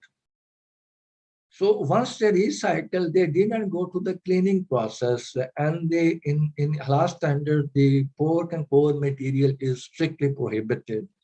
So in that case, the recycling process and the product of recycle again used for the production of, for example, halal product, that is also a question mark. So in case of recycling for especially steel and the steel-based material like a cane, we need to be careful if something is recycled, that need to be give us confirmation that product has been used before it's recycled for the halal product. Some bags and containers also have issue regarding the from animal point of view, animal origin point of view, which I mentioned earlier. Certificates is a big challenge for the containers.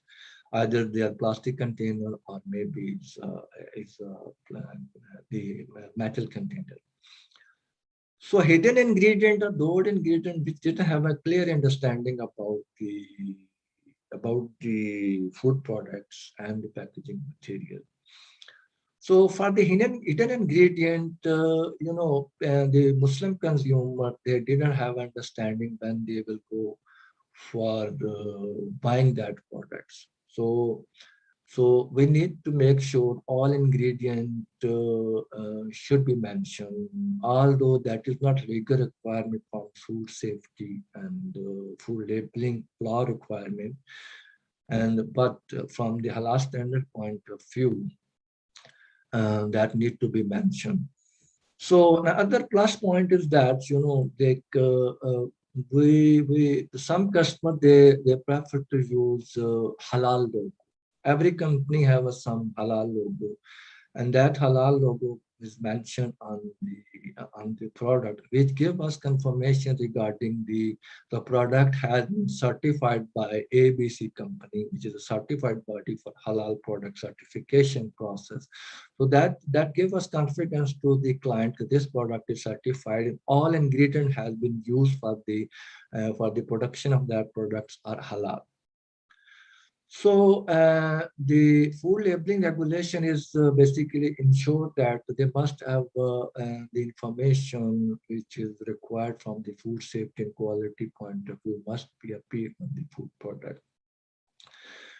And its example is that, which I will show you label later on. If the product label read that the product contains lard. So lard is some people didn't have understanding. Lard usually is a pork fat. So it's a technical word, and some people did not understand and they will ignore it. Although it is a haram, it is not allowed and it is clearly prohibited from halal point of view. So that need to be, that it is a prohibited. So, in lard, you can mention in bracket like pork. So people will get clear understanding this lard comes from the pork material or pork. So again, a gelatin is also a hidden ingredient.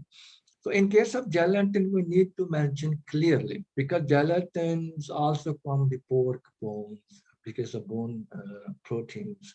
So, and you need to mention what is the source of the gelatin. So the labeling information requirement we categorize into three categories: mandatory, optional, and voluntary, and instruction for preparation. So in case of mandatory, that is the requirement which is very important requirement from the halal standard point of view. For example, the name of the product, name of the manufacturer, batch code, expiry date or best before date, nutritional information, allergen declaration. So these are mandatory requirements you must appear on the pack. Optional requirement are those requirements which are also help us to promote the product, like a promotions and like as a low-fat products, you can mention over there, high-fiber products. And some other information is option. You can put the logo, like maybe like a vegetarian logo, halal logo, or maybe any organic logo. For example, Soil Association most is a certified logo for organic products. So another information is which is called the voluntary information, like help us to, like, for example, if you open the product can be stored for not more than 24 hours under refrigeration condition. And some product will come with the preparation or instruction, like you have to prepare product in that way. This product type are suitable for microwave, or this product is not suitable for the microwave technology. So these are all information is optional information. So one example regarding the process, people, for example, the making canned pea on the same line as a canned pork and the bean. So no information label. This is also question mark, So some product which is produced on the line where they produce the pork, but after that the product has been produced on the like a canned product. So that's all is a question mark from the labeling point, because this information usually is not present on the label. So, this is another example, red wine vinegar. Vinegar is halal in Islamic culture from a last standard point of view. But the word red wine is again an issue, because the people misunderstood the red wine is the wine. Although it is not wine, it is the allowed to use, but it is a mislabeling and misunderstanding created for the people which are preferred to use halal product, or which they are Muslim, they didn't allow to use this type of vinegar. Any vinegar, alcoholic beverage is not allowed in Islam. So Muslim countries, or maybe the people which strong believe in halal products.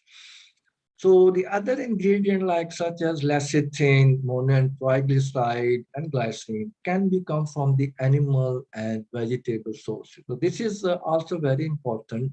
We need to make sure the clear source of this material. For example, monotriglyceride come from the animal sources. We need to mention clearly on the label, and the lecithin also as well, and the glycerine. So these three products have two sources. Some product will come from the, all these three products come from the animal sources or in the vegetable sources. So that need to be mentioned clearly, this, what is the source of this, the component which come from the which source. So language is also very important parameter to understand the label, because label of some specific information that must be understood by the people. So for example, if we want to send product in the other country like Malaysia and Indonesia and some other country, so we need to put the language people used over there. Like if we can't put only English language, maybe people didn't have understanding about the English language and they did not read the label information properly. And some of the label people use two languages, and some of the label I have seen depend on the country where you're exporting these products. So some people use more than two languages, which is called the multi-language use. The multi-language is a very important to understand the people which living in that country. When they will go for purchase of that product, they have best proper understanding about the label. So another example of the product which is I consider mislabeling, that is the beef protein isolate. I have seen one product in UK, the people mention beef protein isolate. There's a two things is the issue in this product. For example, the label of product is also question mark. It gives you understanding about this protein has been produced by the beef. Although they didn't mention in the ingredient declaration, they also just mention beef. Although if you go in the detail, this beef protein isolate, basically the protein is used sourced from the plant, but they didn't mention clearly what is the source of the material. So basically the two things need to be, must have a clear understanding. They can't put the beef on the label. Secondly, in the ingredient declaration, they have to mention the source of the beef. So the paper and plastic labels, the glue used for the pressure sensitive labels, hot melt glues, edible printing dyes, so used directly on the food, edible inks, other similar issues seem very critical. So some of the label, I think you have seen, they have to stick with with the material, and the people use some edible printing material. So some of the edible dyes and ink which are not allowed, or maybe there is a specific limit in European Union. You can't use more than that limit. This is the first thing. Secondly, from the halal point of view, you need to make sure these are glues and printing dyes on the food, and the edible ink must come from the halal sources, because there are other sources which are not halal, especially animal sources. So this is one example, for you, I just mentioned, because you can see there's a 3 ingredients which have a question mark. For example, if you go to the gelatin, I think I'm putting the cursor over there. Gelatin, there is no source mentioned. So that is a question mark from the label point of view. Then other material is here. Mono and triglyceride. So there is no clear understanding what is the source of this mono and triglyceride. It comes from the plants and animal source. So these components are very important. You need to mention what is the source of these material. So one more thing I have seen here. So third one is here.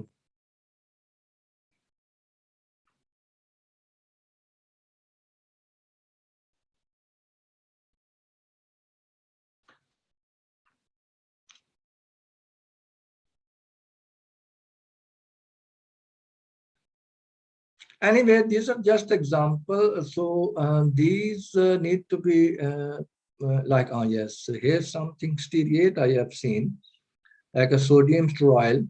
So these also question mark, what is the source of this this chemical? We didn't know that because they didn't clearly mention the source of this component come from the plant and animal sources. So this product, this product have very clear understanding about the product, because it's clearly mentioned the product is halal certified, and this is certified by our company. You can see this is the logo over there, Halal Food Authority, and we mentioned clearly halal and halal approved, HF approved. So that gives the confidence to the customer. This product is certified by a certification body, and this product is halal certified. So this is product basically produced by Mark and Spencer in UK. So this is sorry, this is also one example. You can see there is a 3 logo on the product. This is a basically minced meat produced by the halal slaughtered animals. So so 2 things are very clear. They mention here the company name, halal mutton, halal logo is there, and some other like a British showed. So this is the optional information, but this information is very important for the customer point of view to understand the product is halal or non-halal. So these are the products which are produced by different retailers in UK. You can see Tesco, the Sainsbury, and Cooperative, Waitrose, Morrisons, Mark and Spencer, and Lidl. So you can see there are the different components. For example, I just will go through, yes. To stock some branded halal and kosher meals, not recommended on the whether other meals are halal. So basically what they did not know labeling apart from the branded halal and kosher products. So they just put the labeling on the halal product, rest of product which they are not halal in the food in that store. Again, in cooperative store, the New Zealand lamb may be halal. Chicken and beef is non-halal. So non-halal, no halal labeling on the New Zealand lamb product. Although all lamb come from the New Zealand is halal. So Waitrose, some of the lamb in halal slaughters, all other meal is non-halal. So no halal labeling on the lamb products. And the other example, and Mark and Spencer, is that all New Zealand lamb is halal. Chicken, beef, and British lamb is not halal. So New Zealand lamb is not labeled as halal, although it is halal. So, and these are the examples to understand about the labeling requirements. You know, some of the company, they didn't put the logo because they are not confident from the source of the material. The best example is the lamb.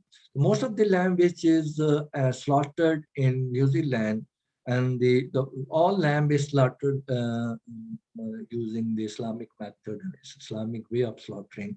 But some of the people, they didn't have a proper information and evidence. So some people put the logo and some people didn't put the logo on the packaging material. So regarding the packaging of the food and halal product, what is the halal environment is required? So the keeping the halal product in a separate room, this is a very important. We must make sure the halal products must be segregated and separate and stored in a separate room. So we need to make sure schedule production to avoid the cross-contamination. Main is that some people will do the production planning. The production planning means that, for example, in the same company, they want to produce halal and non-halal products. If the lines are clean, after the line is clean, they have to produce the halal production first, and then they go for the non-halal production. In that case, there's no deep cleaning is required between halal and non-halal product. This is a one thing plus point. Secondly, there's no risk of cross-contamination because we produce non-halal chicken and that line, halal chicken and that line first, and after that, the non-halal chicken has been produced. So no switching of workers from non-halal to halal packaging.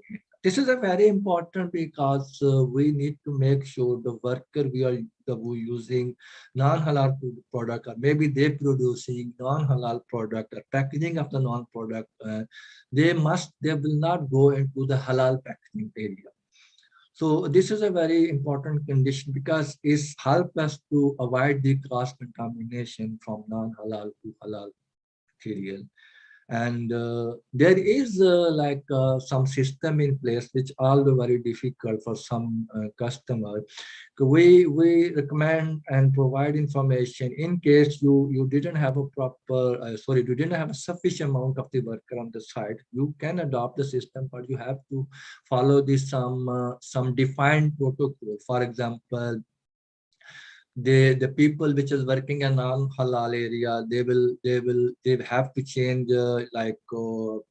PPE, and they have to do hand washing, and they will go in other area into the halal production.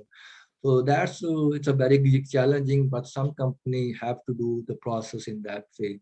So proper marking area to identify halal production. You know, the halal production is a long production process.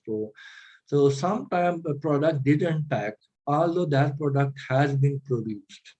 So they have to store product in like a mincemeat or halal slaughtered carcass. They have to store into the raw material store, and maybe any freezer, refrigerator. That area must be marked clearly. This product, halal product, is stored over there. So we need to make sure the people working in production area, they will not take any food into the production area. Because you know, some countries, like we are working in non-Muslim country, some people using the non-halal food, so they have a specified kitchen over there, and they have a full facility like a refrigeration, storage, and microwave, and everything facility too. So if they want to eat anything, they can use kitchen only. They are not allowed to use any food or product into the production environment, which can affect the halal production. So the wash handing is must be done before entering the facility after eating the food in the kitchen. So regarding the halal food packaging criteria, the packaging material shall not be made from any material that are non-halal. which we discuss in detail, the packaging material which contains stearate, which contain any material which is questionable, that need to be make sure that product is free from that material. So the packaging material shall not be prepared, processed, and manufactured using equipment that is contaminated with non-halal material. So some of the packaging company, they produce these two separate packaging material, one for non-halal product, one is halal product. So that need to be clearly defined. There should not be cross-contamination occur when we produce this halal and non-halal packaging material on that site. So during preparation, processing, storage, and transportation, it shall be physically separated from another food that doesn't meet the halal requirement. So in the processing, after processing and storage and transportation, we will recommend they have to use separate store. First of all, the intermediate storage of the product before dispatch. This is the first thing. And secondly, the product need to be marked with the halal logo or halal mark. And the product will go in full pallets. We will not allow people will use two different products on one pallet. So there is a risk involved. So we will always prefer to use one pallet will go directly into the retail store. So this is a very important from the halal production and packaging point of view. The food contact material shall be food grade and shall not contain any material that is considered hazardous for human health and non-halal. So we need to also consider the safety of the packaging material and food material which go to the consumer should be safe for the human being and not contain any non-halal material. So these are some information which is extracted from this MUI standard. So they clearly mention the plastic packaging generally packaged for the ready-to-eat food. It is made from polyethylene, resins, dye, and adhesive. The pork-free statement needed. So, for example, you have a client and client gave you information and the statement or any specification, and you think specification contain this type of the material, which is used for the manufacturing of that packaging material. So you need to get the pork-free statement. You can't approve that packaging material for the halal production until you will get the pork-free statement from the supplier or manufacturer. So paper packaging for the cooked rice, it is example, it is made from cellulose. So processing aids such as whitening agent, filler, adhesive, and dye, animal-free state and valid halal certificate enabled. In case you will think some packaging material which come from the paper has been used for the production of some food material. So you need to get the animal-free statement from the supplier or valid halal certificate. So these both documents are acceptable for this to consider the packaging material suitable for the halal product. Then the can packaging for the canned milk, this is the best example. It is made from the metal plate with the use of the lubricant. Animal free statement or a valid certificate is needed. So packaging environment, the halal food should be suitably packed using a packaging material mentioned in the previous slide. The packaging process shall be carried out into the clean and hygiene environment, and the sound sanitary conditions and temperature satisfy the safety and quality of the product. So throughout the process, we need to make sure the line has been cleaned before the production of halal products, and the clean line should be verified to define standard operating procedure. Might be like a micro swabs and maybe ATP swabs. Need to make sure the line has been cleaned before the production. And the temperature, the product which needs some certain of temperature to remove the bacteria from the product. So we need to make sure the proper temperature has been used to kill the bacteria. and at the same time, the quality of the product is also maintained. For example, in juices, the vitamin C is a very important parameter. So when we do the pasteurization of juices, we need to make sure the vitamin C is not lost during the heat treatment. The halal carcasses must be labeled, must be packed in a clean, new, sound, odorless packaging that shall in no way adversely affect the quality and safety of the meat. So, and in case of the carcasses, which are halal carcasses, we need to make sure the stamp used on the carcasses that must be fruit grade and halal. So that's a very important material. Secondly, we need to usually be wrapped the halal carcasses that the film, polyethylene film, must be come from the halal sources. So that's basically food labeling requirement from the from ISO 22000 FFC FSSC food safety system. So they define clearly that information must be available on the packaging. So sorry, the name of product, list of ingredient, date of expiry or best before date, net content expressed in a metric system like 500 gram, 100 gram, 100 ml need to be mentioned the quantity of the product on the packaging material. That's very important. Name and address of the manufacturer, importer or distributor and trademark. So that's important in case of traceability. You must have information in case of the product recall. So code number identifying date and batch number of the manufacturer for the traceability, which I mentioned earlier, the batch numbers, date of production or date of the expiry should be mentioned to trace the product in case of the product recall. So country of origin, instruction of use if applicable. So then the animal source ingredients such as oil, fats, meat, derivative, extract like gelatin, and it shall be declared. So that's very important. These are the materials which I mentioned earlier as well. These materials need to be mentioned clearly. Okay, what is the source of gelatin and what's the source of remnant? So if the product contains GMO, this fact shall be explained on the clearly explained on the food labeling. So when halal mark is used, authority and certificate number should be placed on the product.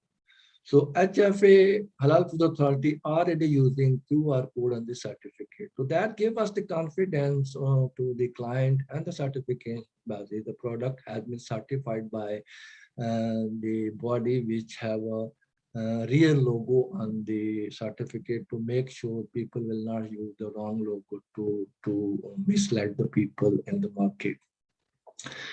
So the nature of the product is a fresh, frozen, smoked, and dry. You need to mention what is the product nature and what is the condition of nature. So this is the best example which we discussed earlier. This label contains all information which is required to fulfill the labeling. So for example, the name of the product is option information, and this product is a low-fat breakfast cereal. So it contains mango pieces, walnut, and royal jelly. Then you can see ingredient declaration list.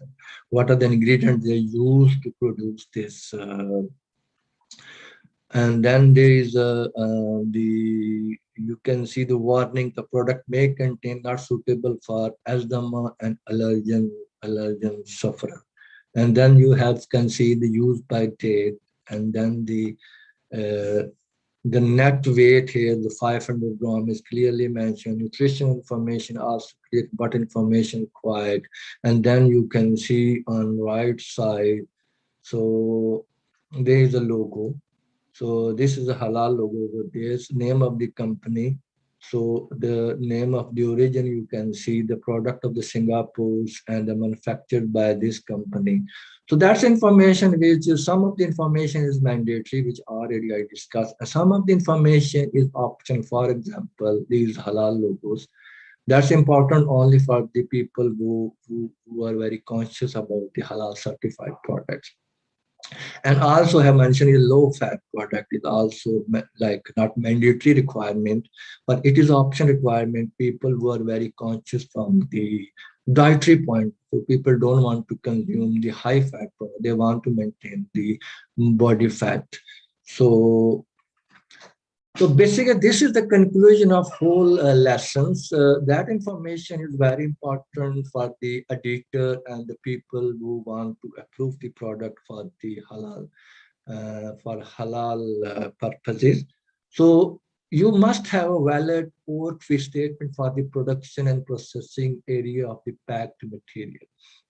So the two material we can't compromise from the halal standard point of view. One is the pork. Pork is clearly prohibited in halal standard. If something is pork produced on site or any material which comes from the pork material is not acceptable, whatever the reason behind that. So this is very clear understanding about the pork material. To fulfill that purpose, all companies which are halal do halal certification for the halal product, they must get this halal, a valid pork fee statement. So valid means there is like an expiry of the statement. It's not mean that you will get a statement for last 5 years. So like in Halal Food Authority, we will accept the statement which is valid for 3 years. We can't accept more than 3 years. So that's very important. You have to put the criteria in place, what type of the statement is acceptable. And the statement must come some mandatory information. For example, we can't accept the statement which come on the plain paper. The statement must be accepted with full information like name of the company, name of supplier, address, and the person who signed, date of signatures, and information. You can read the information is provided proper information to fulfill the requirement of the pork. And other one is the valid animal-free statement from the supplier. So animal-free statement, the format and information is similar to the pork statement, but we need to make it what is the source of animal material has been used, or maybe the free from animal-free material has been used for the production of halal product and packaging material. And the packaging specifications and composition for the food packaging is also very important when you will get any specification from the client. So you must have a very detailed information about the composition of the material. For example, the material is made from polyethylene, polypropylene, and high density polyethylene, low density polyethylene. So you need to make sure of that material. Once you got that material, you have some basic understanding. Okay, that material is synthetic, or maybe this material comes from the animal sources. So in that case, you need to make sure you have a proper information provided by supplier and manufacturer. Halal certificate is also important. If you have a halal certificate, so you are very confident all information provided by the client is halal certified. In that case, you need not to go further to detail because that product is certified by the certification body and the product is halal certified. The migration certificate we discussed in detail. The migration certificate gives you idea about the overall migration level in the food material. So they give you very detailed information about the migration level. But then give you the migration level, give you confidence that this product is suitable for the packaging of the ABC product, and there is a minimum migration will occur during that storage of that product. Food grade declaration is also important. Basically, we need to make sure the product, the packaging material used for the production of or packaging of the food product material is safe for human consumption, and product, the packaging material is suitable for the food production, not for the chemical and cosmetic production. So that's very important to make sure you will use the right packaging for the food product. So thank you very much for your listening and attention.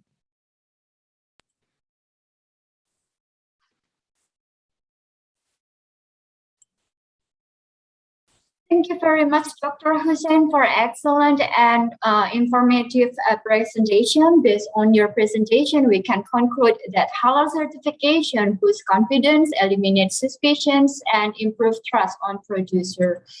Without further ado, I would like to raise a question from Mr. George from Rwanda, because the concept of halal appears that it is still quite unfamiliar for several countries in Africa.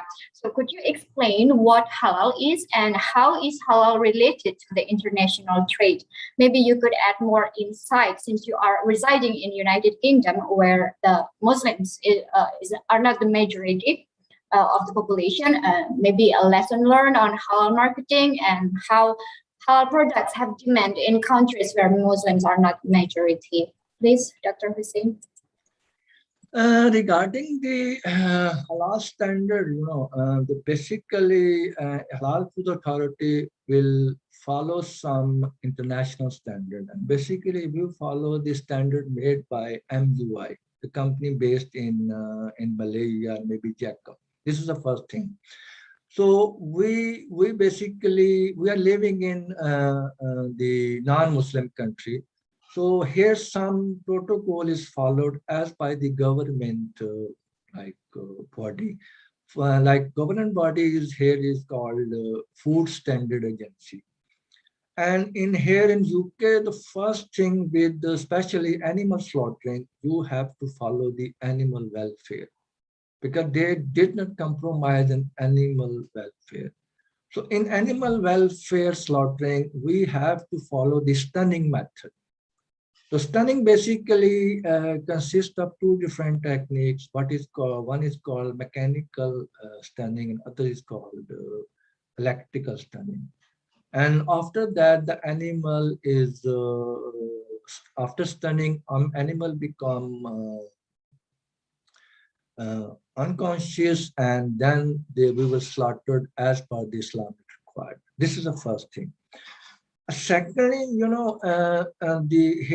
we have a big client for the Halal Food Authority, especially in Europe, UK, and some Asia as well. So it is slightly difficult to work with the people who are non-Muslim, but they're working in food industry.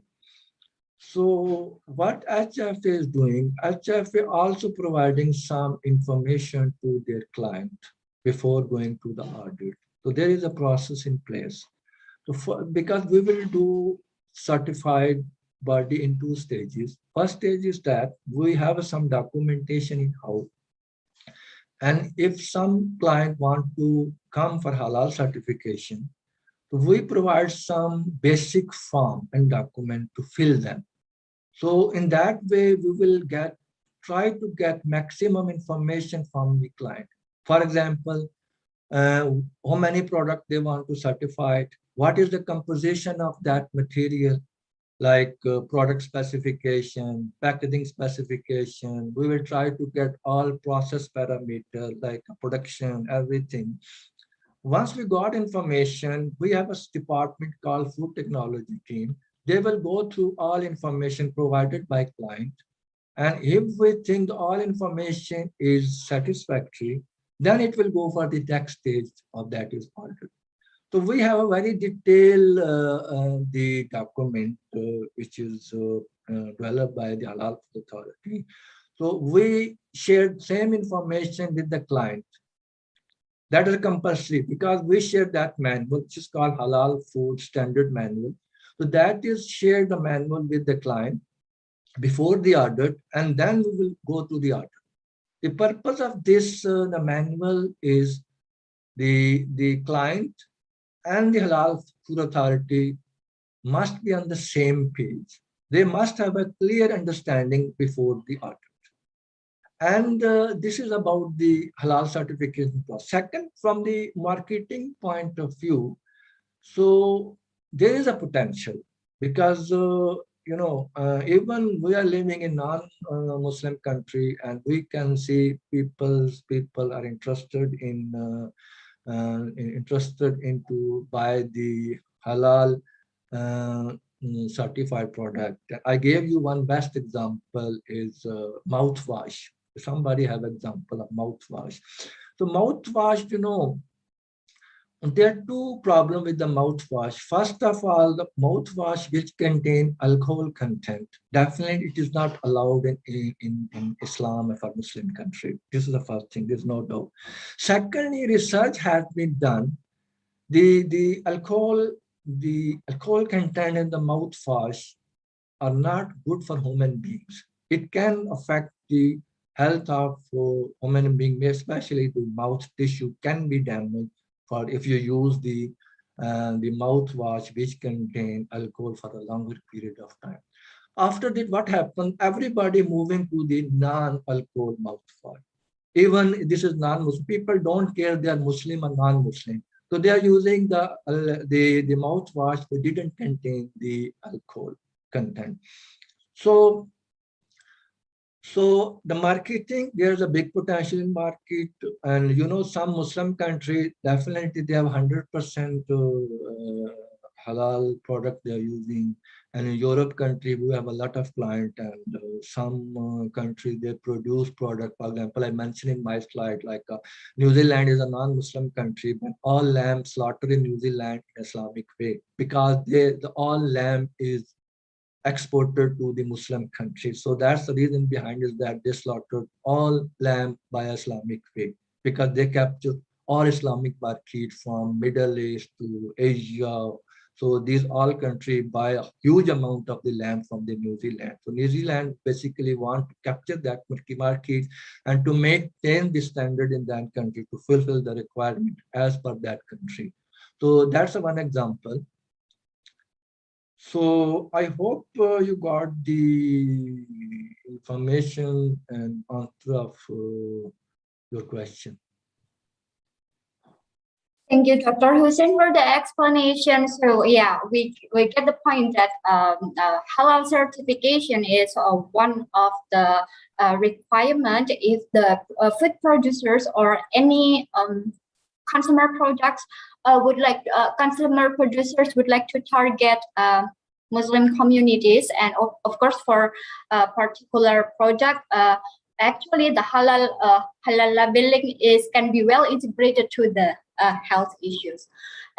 Maybe we can move on to the next question. This one came from Mr. Filbert. He is asking, well, you already presented on your slide that about halal food packaging criteria, and yes, and as the criteria you mentioned earlier works for general food products, or is there a certain halal packaging technique suitable for increasing meat shelf life? Please, Dr. Hussain. For meat product, yeah? Yes. So actually, it is a very difficult and very difficult question, but it's a very tough question. The reason behind is that most of the packaging company say their priority is not to get halal packaging. At the moment, Halal Food Authority is focusing on this issue because it's a big issue for us when we go for the certification of halal product. Although we are doing halal product, but still we have some concern about the packaging material, and there's no more research available on the halal packaging. This is the first thing. Second thing is that for the meat product, I think I have shown you one slide. Maybe I will go back. Just 1 minute, please.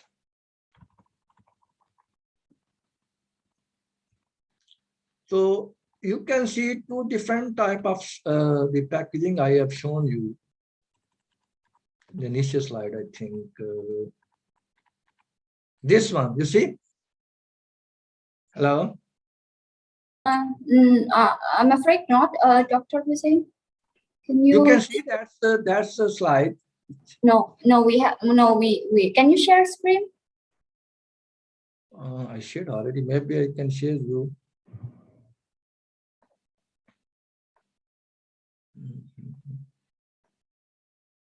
Okay, let me again share to you.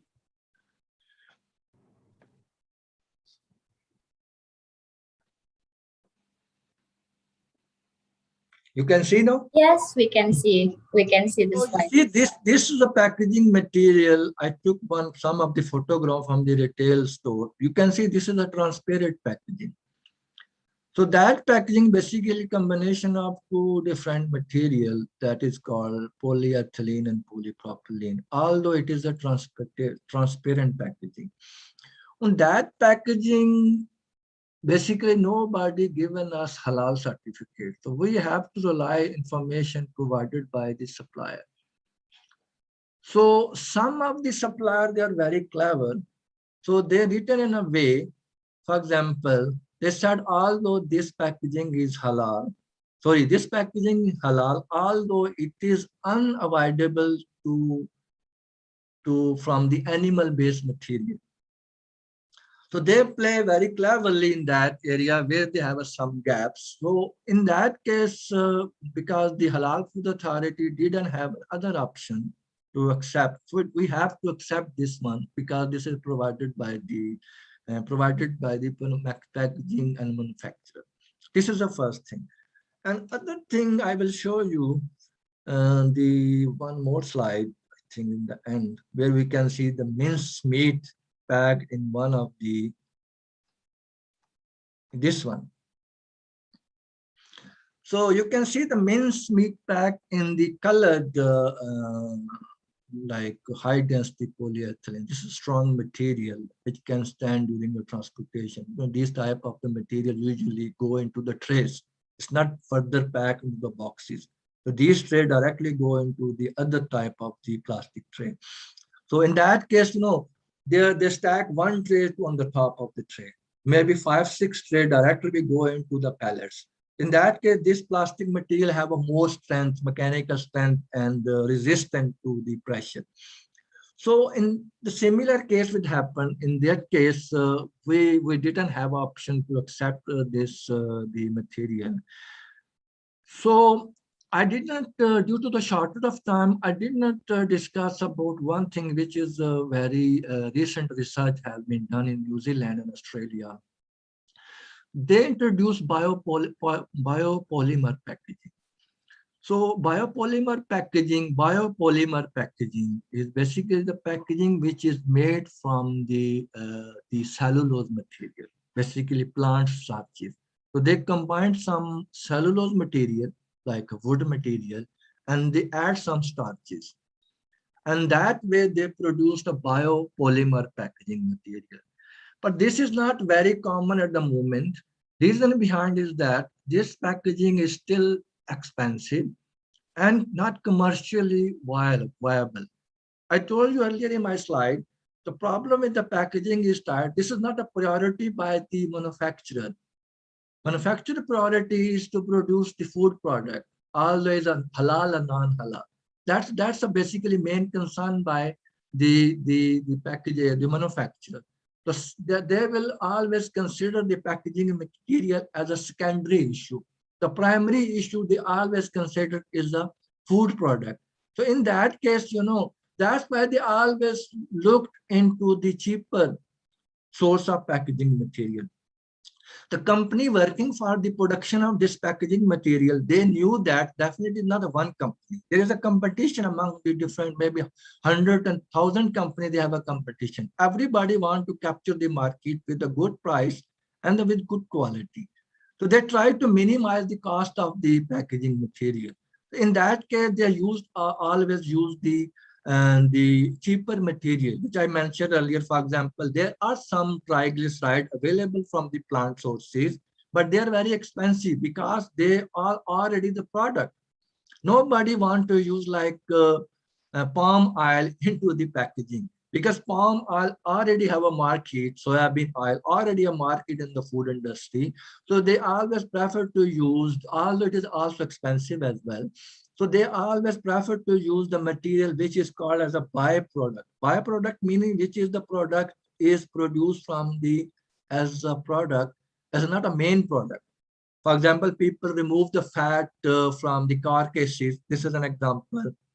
Although it is like bovine animals and chicken, maybe you have seen on the store, people will remove the fat from the chicken material, and they also remove the fat from the bovine material. So that fat is basically collected on the slaughterhouse, and somebody will come and pick up that fat. It will go to some packaging company, and they will wash it, and they will use directly as a source of triglyceride. Basically, triglyceride are rich source of stearic acid I mentioned earlier, and that stearic acid are used as a food additive.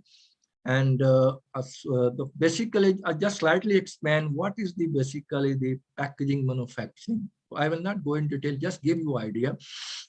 And basically what happened, they will use the polyresins, the small beads. The polyresin will go into the melting process, like 200 centigrade, they are melted. Once they melted this polymer based component, so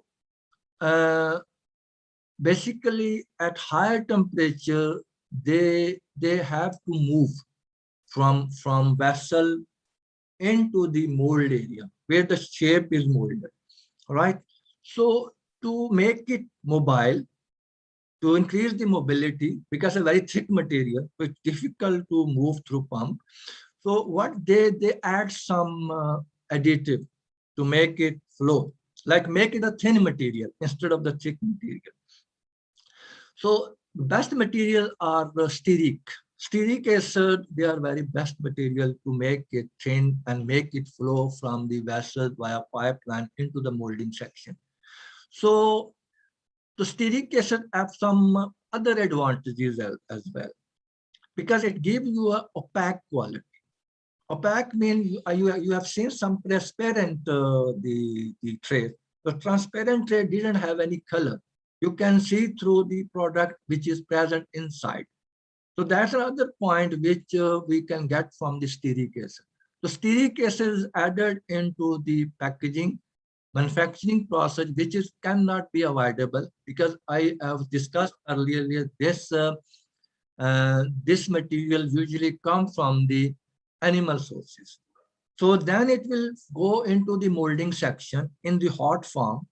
Once you go to the molding area, whatever the tray you want, whatever your size want, for example, you have seen some plastic bottles available in market of different sizes, like 500 ml bottle, like 250 ml bottle. Then you have seen some tray of different shapes of tray, different sizes of tray. So these all, they have a different mold over there. So then the material will go over there. The material just pour into the tray as per the mold requirement, and then it will cool down. Once it's cooled down over there, then it will become a tray, and the tray is ready for the shipment. They stack up the gate, put on the boxes, and they're ready to go for the food industry. Okay, thank you very much, Dr. Imtiaz Hussain, for a very detailed explanation. So we can summarize that actually it is still quite debatable to obtain a 100% pure and clean in terms of the food product and the food packaging itself, especially due to the preference of the producer in choosing food packaging that is, of course, less expensive than the value of the food product itself. Yeah. Yes. Okay. So for Dr. Hussain and of course for participants, I'm afraid that we already run out of time. Perhaps we can conclude this session. But of course, for participants, if you have further questions or if you would like to discuss further with Dr. Hussain, you will obtain the copy of the presentation from the Dr. Hussain. And I remember from the first slide, you already share your contact detail, right? Okay, yes. So Dr. Hussain, do you have final comments before we finish the session of halal labeling, please? my final comment is that, I think a lot of participants here, basically, definitely we're working on this project, and I think in some, African country might be, I don't know about the food industry, but maybe halal industry. If somebody need any information further, definitely in this short period of time, we didn't provide more information. And in the first slide, I gave information. And I think you have also my information like email address and others, mobile number. So somebody, if need more information, they can contact me. So I'm happy to provide all information related to food industry, related to halal industry, and what are the requirements of the halal packaging. So that's my message. So, and thank you very much for your time and attention. And I'm very glad to present my work on this platform. And thank you very much for yourself, for your cooperation. So I think there's one more question. Yes. Polymer can keep food. Oh, sorry. Yes. Well, I think, maybe Dr. Hussain, since tomorrow we will have for the following days, we will have a presentation from we can save this question. Yes, for Mr. Solomon, we will raise this question again during the session on the general food packaging issue by the lecturer from the ICAK of Lembang. So, Dr. Hussain, again, it is our pleasure and our honor to have your presence imparting your knowledge on halal labeling. It is very distinguished expertise, of course, and I believe that it gives more insight for our participants from the Africa. And I wish much success for your future endeavors. Thank you very much. Yes, thank you very much, Dr. Hussain. Have a nice day. Have a nice day. So, ladies and gentlemen, we will put this training in a recess until tomorrow. We will listen to 3 lectures on fundamental type and design of packaging. Finally, thank you for attending today's session, and we will see you at the Zoom meeting tomorrow. Have a good day. Have a good day, Bu Yanisa. She's driving. Wow, superwoman. Hello, Mr. Amos, Mr. Solomon. Bye. Mr. Lova, see you tomorrow. See you too. See you.